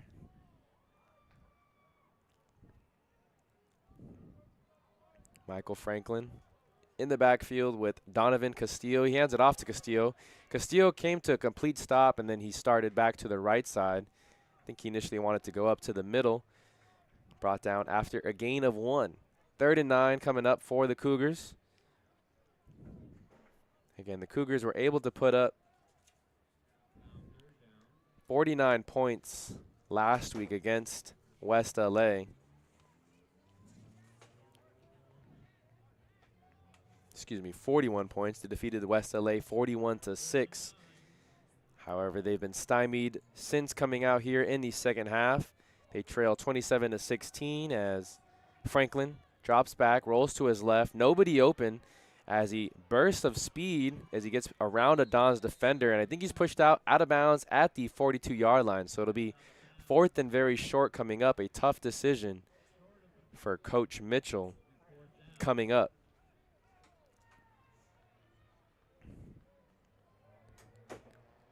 As Franklin was rolling out to his left, he was not running full speed.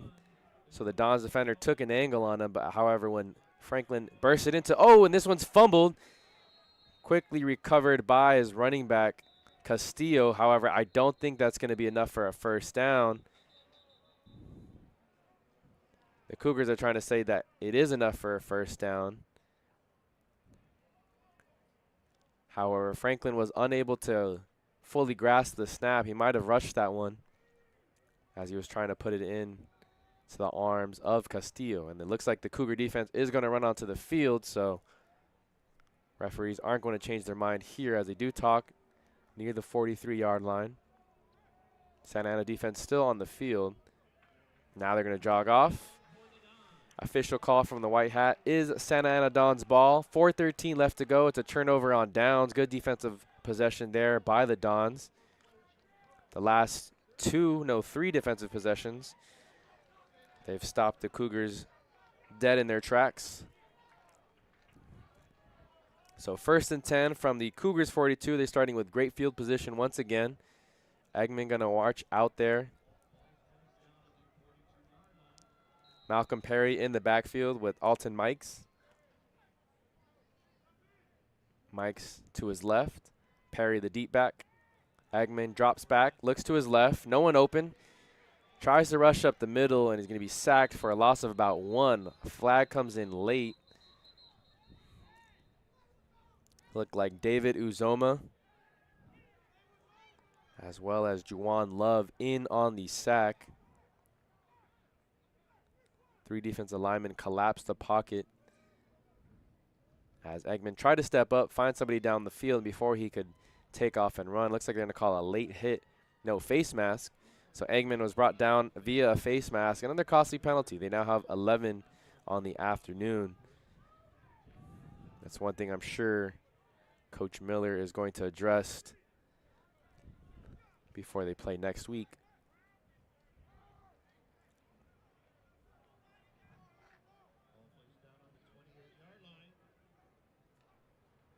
First down and 10 for the Dons. Fake the run to the left. Eggman going to roll out to his right. Nobody open, so he wisely throws this one away. If you were able to watch the Dons play last week against Pasadena City College, there was a couple of those times where Eggman was under pressure and he threw the ball right to a defender, or he tried and force it in late to one of his receivers. As a quarterback, you got to make better decisions, and Eggman makes a good one there. Second down and 10. 2 running backs in the backfield. Farmer and Pierce, the 2 receivers here on the near sideline. 3:40 left in the third. They fake the run to the right. Pierce is wide open, catches it at the 15, makes the first guy miss, and he's pushed out of bounds at the 4-yard line by Hendy.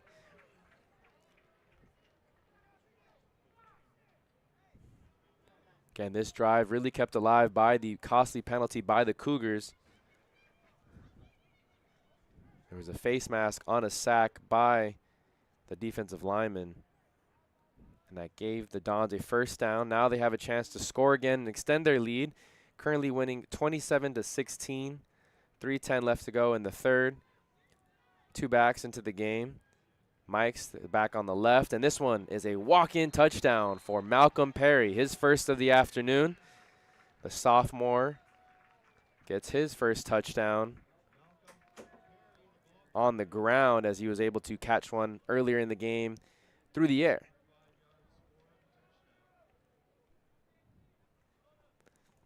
Again, the Dons like to run to that left side. They're doing their job, getting a push. Earlier in the game in the first half, the Cougars were doing a nice job of kind of standing them up, preventing them from getting chunk plays. But in the third quarter, that fatigue is really kicking in, and the Cougars are looking more tired than the Dons, as the Dons, after the PAT, have a 34-16 lead. Reminder, you are watching Dons football here on the Santa Ana College Athletics YouTube channel in conjunction with Sportsnet USA.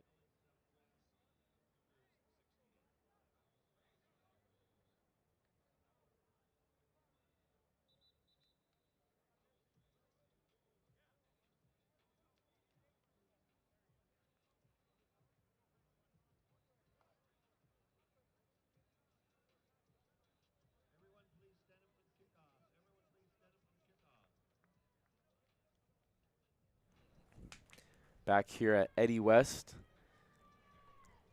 named after a former Orange County Register writer who was a big supporter of the Santa Ana College Dons program.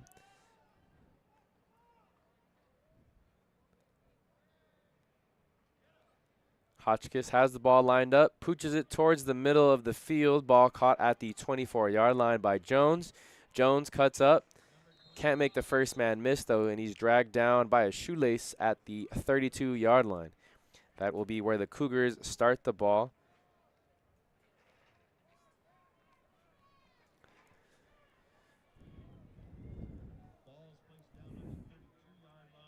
Still plenty of time for the Cougars to get back into it, and if you're the Dons, you want to keep your foot on the gas, keep applying pressure, especially on defense. Don't give into the Cougars rushing attack or through the aerial attack.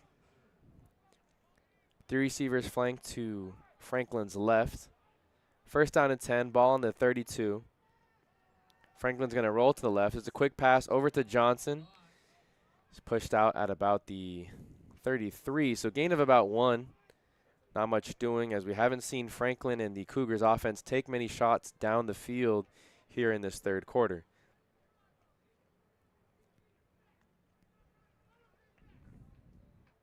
Three down linemen for the Dons. Blaze Iglesias in the middle. Serrano and Aborni, the defensive ends, as he hands it off up the middle to Jones. Jones ran right into his lineman, and they're going to call him down after forward progress, but that's going to be a loss of 1. So back to 3rd and 10. Going backwards in the wrong direction. Serrano going to check out, as Zamari Richardson going to check in, as well as Christian Gabb going to play linebacker.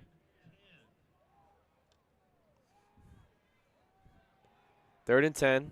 Dons only bring 3. Looks like the Cougars are trying to set up a screen here as they let the pass rush in a little too quickly, though, as Franklin wasn't sure of what to do with the ball.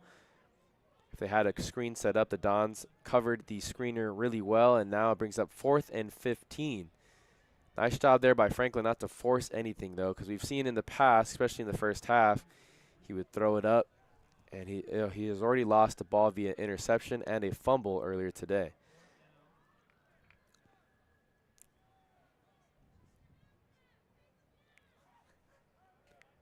.120 left to go in the third quarter.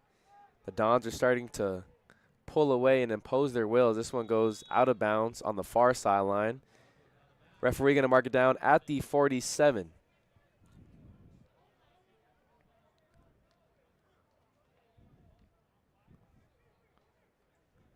And as the Dons come out, we'll see if there's any score updates around the action, around the CCCAA. As this score is final, Riverside City defeated Golden West College 40-15.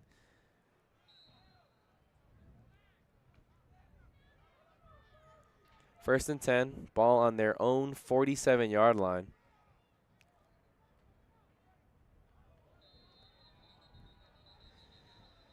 There's a flag down before the play can get off.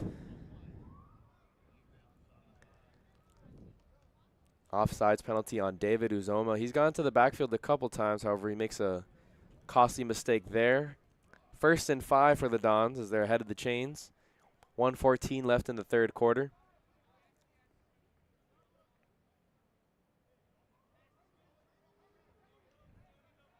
Perry in the backfield along with Saucedo. Haven't seen a lot of Owen Smith today, as King is the lone receiver on the right. He's going to look that direction. Ball a little bit behind King, and he almost made a spectacular catch as he was fading away from the ball. He had to stop and come back to it. However, it was Bermudez in coverage. Credit him with the pass breakup.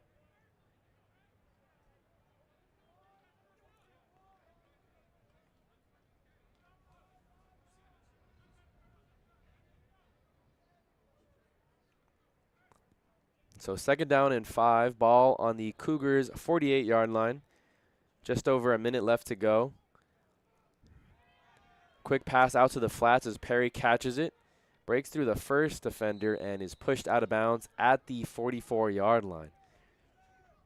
Back to the bread and butter as Engman and Perry connected with each other on a touchdown earlier in the first quarter. That was the second touchdown of the game for the Dons. That same play, fake the run to the left. Perry leaks out to the flats on the right. They're actually going to mark him down at the 46. So third and a long 3. 3 receivers down to the bottom of the formation. Ball on the right hash. Engman going to roll out to his left. Quick pass, and it's short for his intended receiver, Josiah Washington. And the Dons will be forced to punt away. So a golden opportunity to really extend their lead and impose their will on the Cougars. However, a good defensive stand by the Cougars to keep things within striking distance. They're trailing 34-16 here at Eddie West Field. Some clouds have rolled in, and while the temperature still reads 91, a lot more shadier on the field.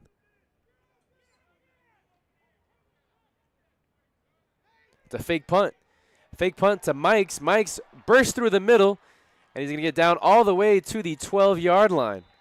Some extracurricular activity over there on the far side, way behind the play. But Mikes got a direct snap.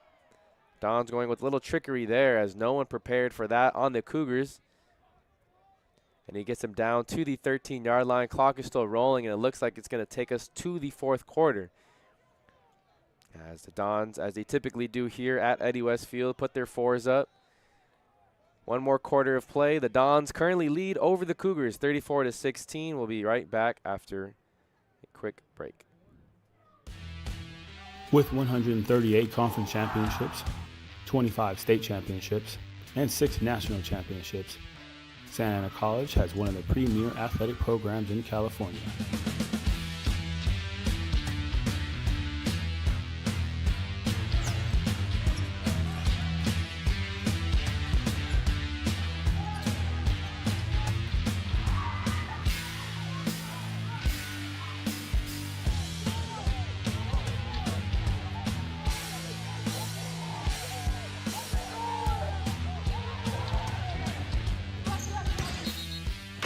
With your help, we will continue to provide opportunities to student athletes as they thrive in both athletics and academics. We are Santa Ana College.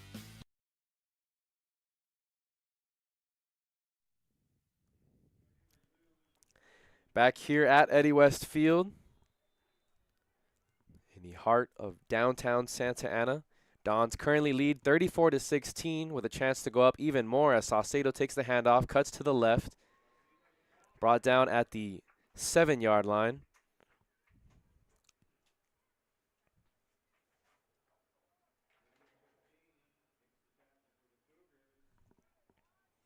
It was the linebacker Tyree Curley who made the tackle. Ball currently on the 6-yard line. No, 7-yard line. 2 backs in the backfield with Engman. 2 receivers to his left.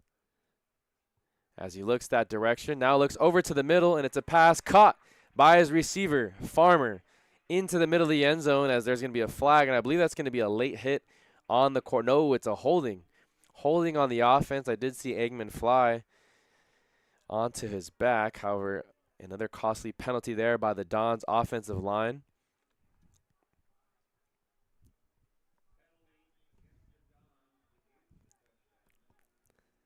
Second down and about 12 now.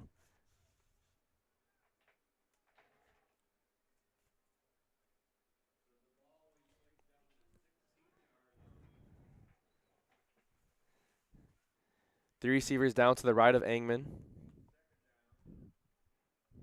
Saucedo still in the backfield with him. As Engman rolls to his right. He has plenty of blocking in front of him. Dumps it off to Pierce at the 8-yard line. And good tackle there by Parker on the near side. He was the corner. He's been matched up with Pierce most of the afternoon. Grabbed a hold of his foot and never let go as Pierce tried to burst through. Pierce already has 2 touchdowns on the afternoon.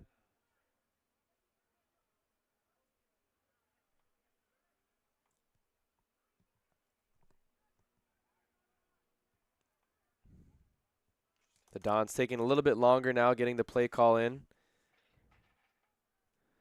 as they look to eat some of this time off the clock. 3:13 left to go in the fourth quarter as Saucedo pushes the pile ahead to about the 2-yard line. It'll be enough for a Dons first down.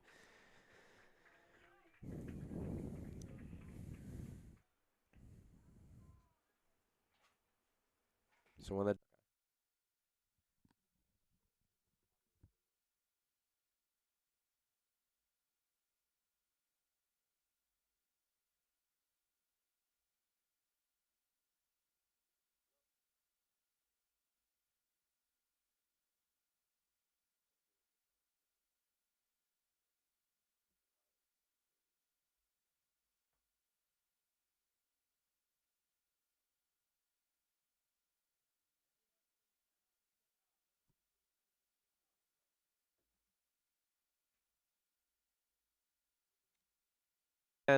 Cougars are going from right to left. Ball on their 32-yard line. Short pass over to Robinson, and the receiver wasn't able to get the block on the defender. It looked like that was Mikes and Messaline who came in on the tackle. Loss of 2 on the play as now the Dons are pinning their ears back and basically being able to do anything they want defensively. 3rd and 12 coming up. 12:34 left to go in the fourth quarter. Coach Miller's squad fought valiantly in the first half. However, in the second half, a much different team came out from the locker room as Franklin going to look left, now throw right, gets it over to Adu. Adu breaks the first tackle and is dragged down from behind at the 37-yard line. Again, as we have some technical difficulties, I will try and best keep you up to date with where the teams are on the field. 4th down and 6 coming up. Yard to gain is the Cougar 42-yard line. Ball is placed at the 36. Dons have a 41-16 lead over the Cougars.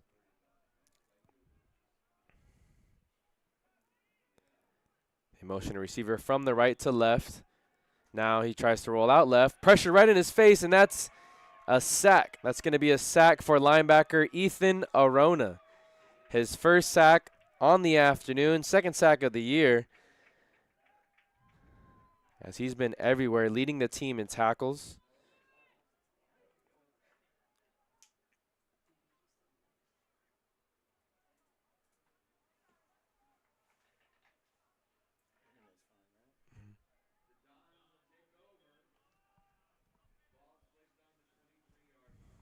He now has 8 tackles on the afternoon.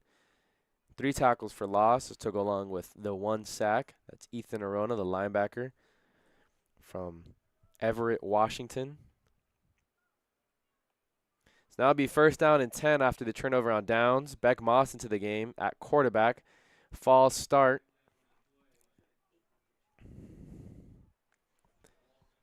There's a false start penalty early on the Dons offense. 11:30 left to go in the 4th quarter. Expect the Dons to keep the ball on the ground a lot as they look to eat some clock off, keep their players healthy for the rest of the season. As I mentioned to you, they take on Glendale College next week. That's a road game, but they'll be back here on September 23rd to take on Santa Monica. As Moss hands this off to Mikes, the freshman from La Mirada, is met in the backfield. Loss of about half a yard.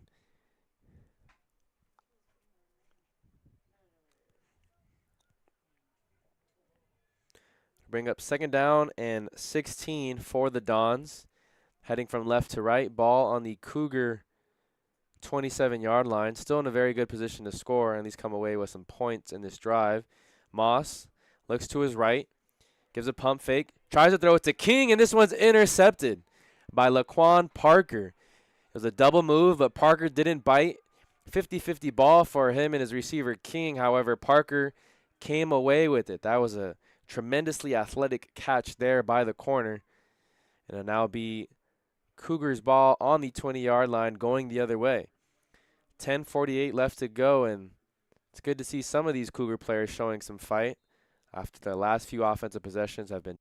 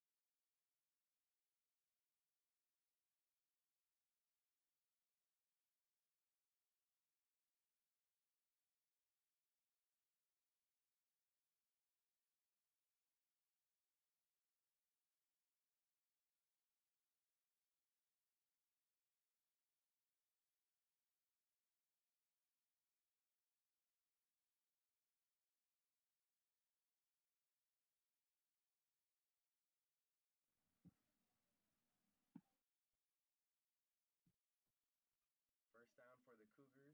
8:52 left to go in the game.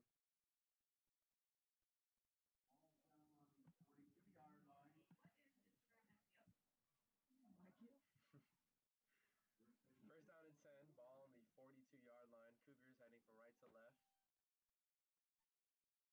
As he pitches it forward to his receiver, Bijan Johnson. That looked like a broken play. Wasn't sure if it was a screen, and there's a flag coming from the near sideline referee. I believe they're going to be calling an ineligible man down the field.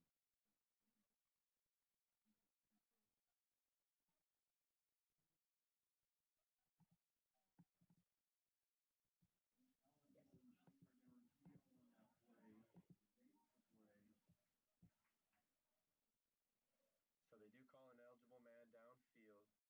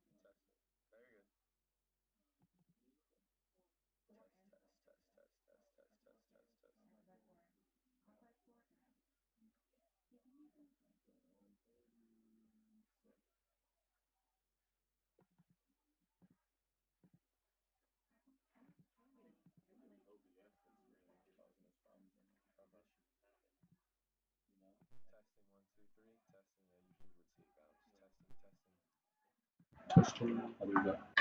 That one? Oh, cool. All right.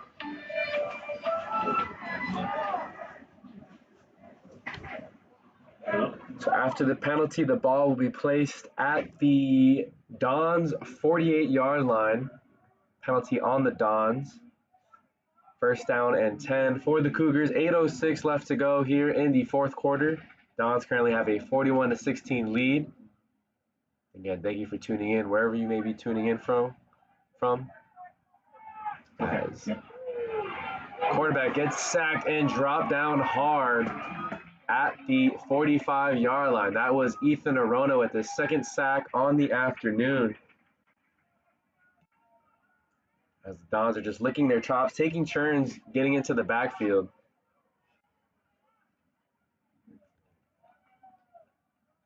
Ball is actually placed down at the 47. Second down and 15 for the Cougars. Ball over, looking over to the right side, and man, he's taking another hard hit there, brought down by 3 Dons defenders. You gotta start being worried about player safety at this point if you're Coach Miller. Maybe take your quarterback out there because he's taking some big hits right now. Still 7 minutes left to go, and they're trying to drop back, get some deep passes, but the offensive line clearly isn't blocking for him as well as they were earlier in the game.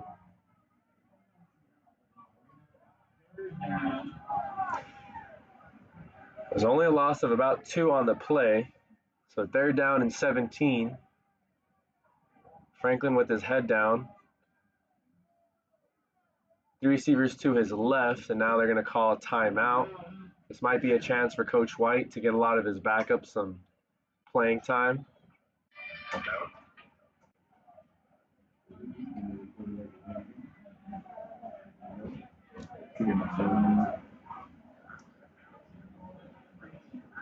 So third down and 17, timeout on the field by the Dons. 6:41 left to go as the Dons have a 41-16 lead over the Cougars from LA Southwest.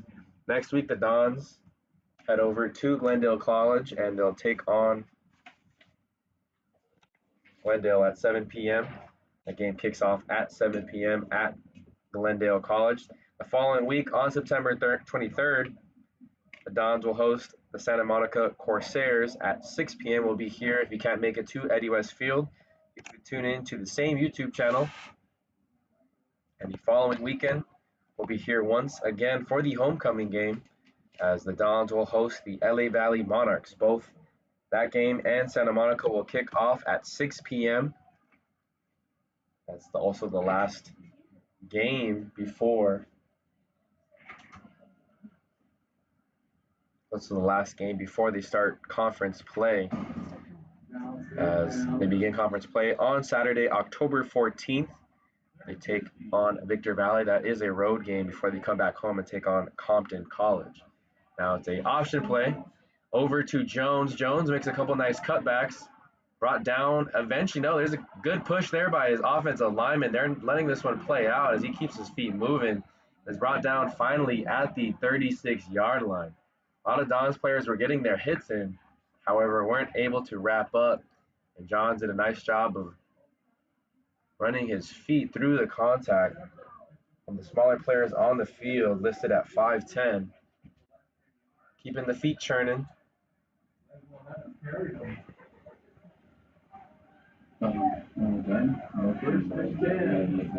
For the Cougars.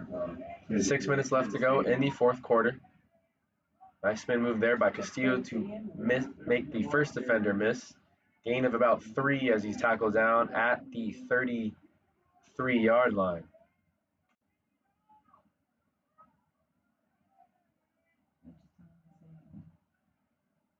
Second down and 7 coming up for Franklin and the Cougars offense.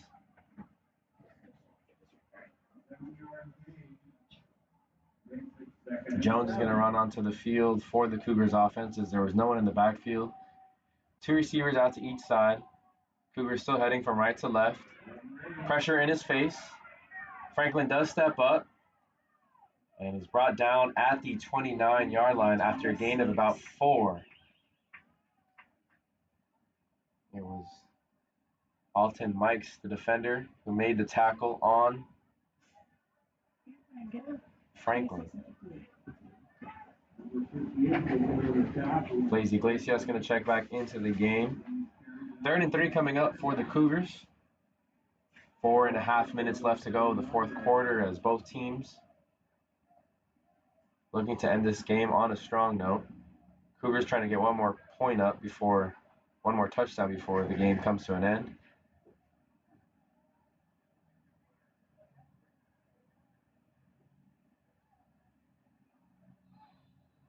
Looks like they're going to call a penalty.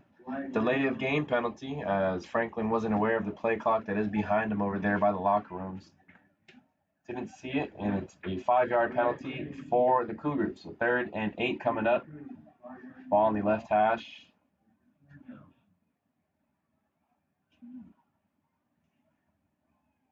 Franklin's actually going to march off of the field.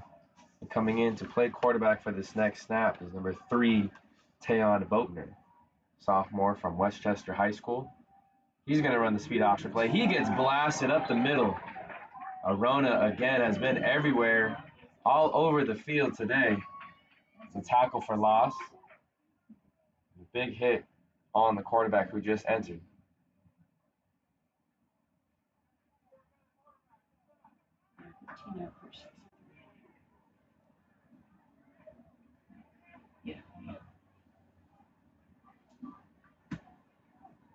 Boatner in the backfield with his running back Castillo. They're going to run that same play again, and Boatner is dragged down from behind. Not many options to do when you have your backup quarterback in the game like they did there.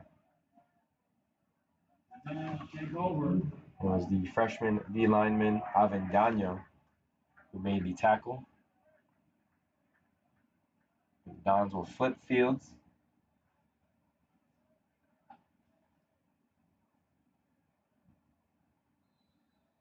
Ball placed down the 36-yard line. Dons will take over at the 36-yard line. New quarterback into the game, Alec Ponder, freshman from Moline, Illinois.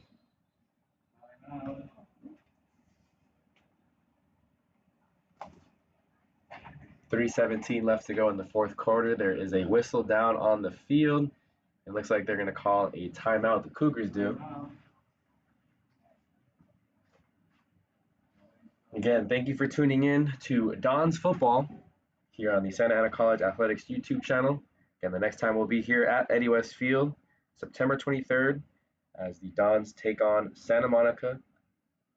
That game will kick off at 6 p.m. If you can't make it out to Eddie West Field, you could tune in on the same YouTube channel here at Santa Ana College Athletics YouTube page. We'd like to thank our sponsor as well, Cal Empire Engineering. Cal Empire has been one of the biggest supporters of Santa Ana College Athletics for the last few years. They are a leader in all facets of underground construction, specializing in horizontal directional drilling solutions. For more information, please visit calempire.com. It was a slow start for the Dons, well, actually a quick start. However, they were unable to keep their momentum going as a few turnovers and some costly penalties allowed the Cougars to climb back in it. But in the second half, it was all Santa Ana College. As in the final 3 minutes, I'm sure they'll just look to run out the clock as that was the new running back who just entered the game, Diego Soria, got bent up over backwards. His first handoff of the day, and we hope he's all right. You can tell as soon as he was brought down to the ground, he was brought down. Natural tackle, just unfortunately for Soria, he was bent the wrong way. 3:05 left to go in the fourth quarter.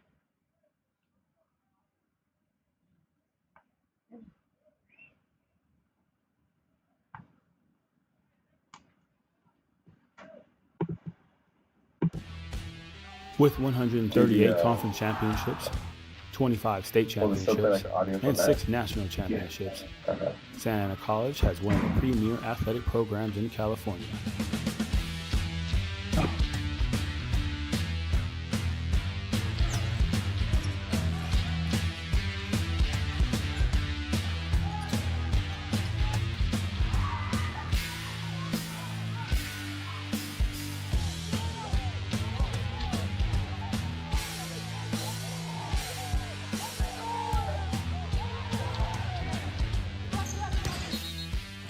With your help, we will continue to provide opportunities to student athletes as they thrive in both athletics and academics. We are Santa Ana College.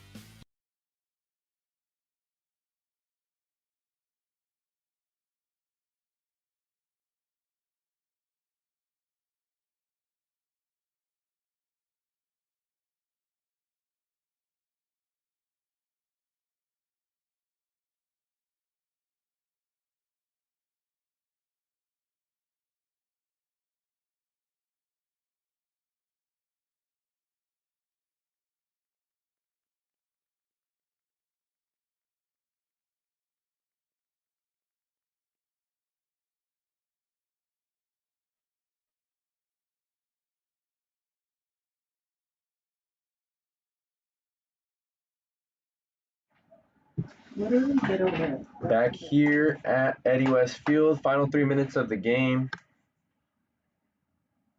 2nd down and 4 coming up. Dons have a lot of their backups in. Alec Ponder, the quarterback.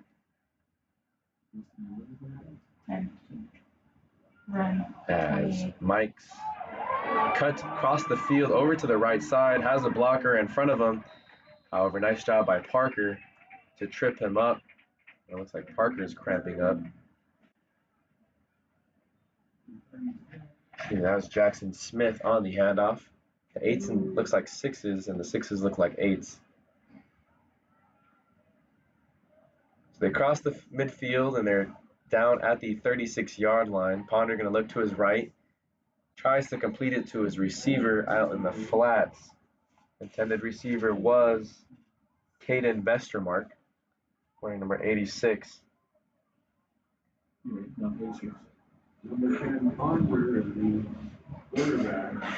Second down and 10.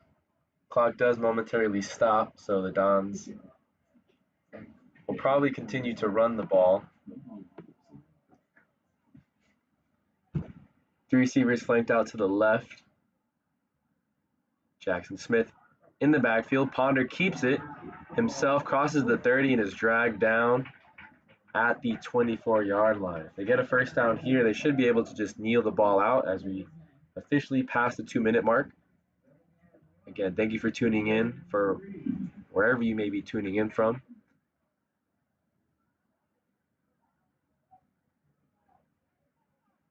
As it looks like Anthony White and the Dons will get their first win on the 2023 season, as the record will move to 1-1. LA Southwest falls to 1-1 as well. Bad snap here. Ponder just fall. No, he tried to fall on it. This ball squirts away once again. It passed midfield. Now a player for the Dons picks it up, crosses back midfield, and what a crazy series of events there. There's a flag on the play. That was Amari Hart, the receiver, who picked it up. It was Ponder who tried to dive on it and fall on it. However, it squirted away from him. Got loose from another Cougars defender, and it just kept rolling all the way back to the 38.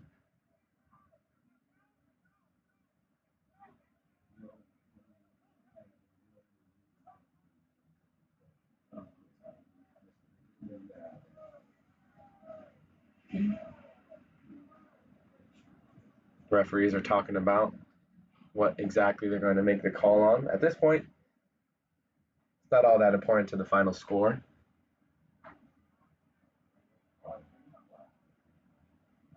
And it was a bad snap from the center to Ponder. Ponder tried to fall on it. It got away from him. Then a Cougar player tried to fall on it. It got away from them. Hart was able to pick it up and gain about 18 yards. Ball currently sits at the 41-yard line. Now all the referees are going to get together.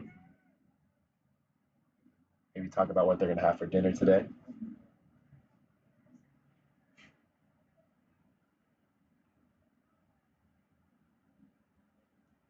Here's the call from the head referee.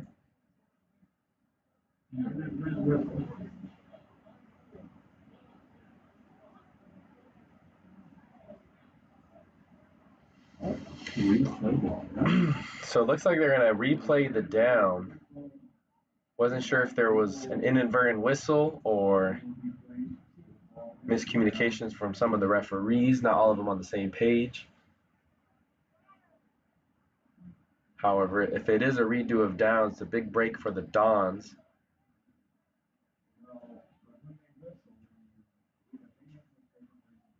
.118 still left on the scoreboard. Dons currently lead 41-16. Again, the next time we'll be here will be September 23rd as they take on Santa Monica College.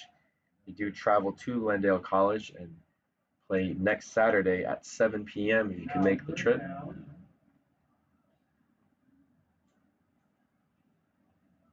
Three more games before they begin American Metro Conference play.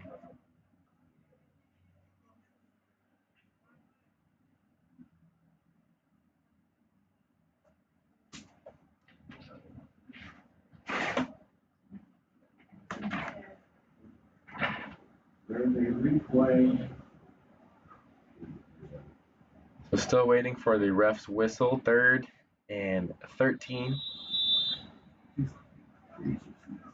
Ball on the 41-yard line. Handoff. Nope, fake handoff. Ponder's going to keep it, and he's brought down in the backfield. Swung down to the turf near the far sideline. Loss of about 4 on the play.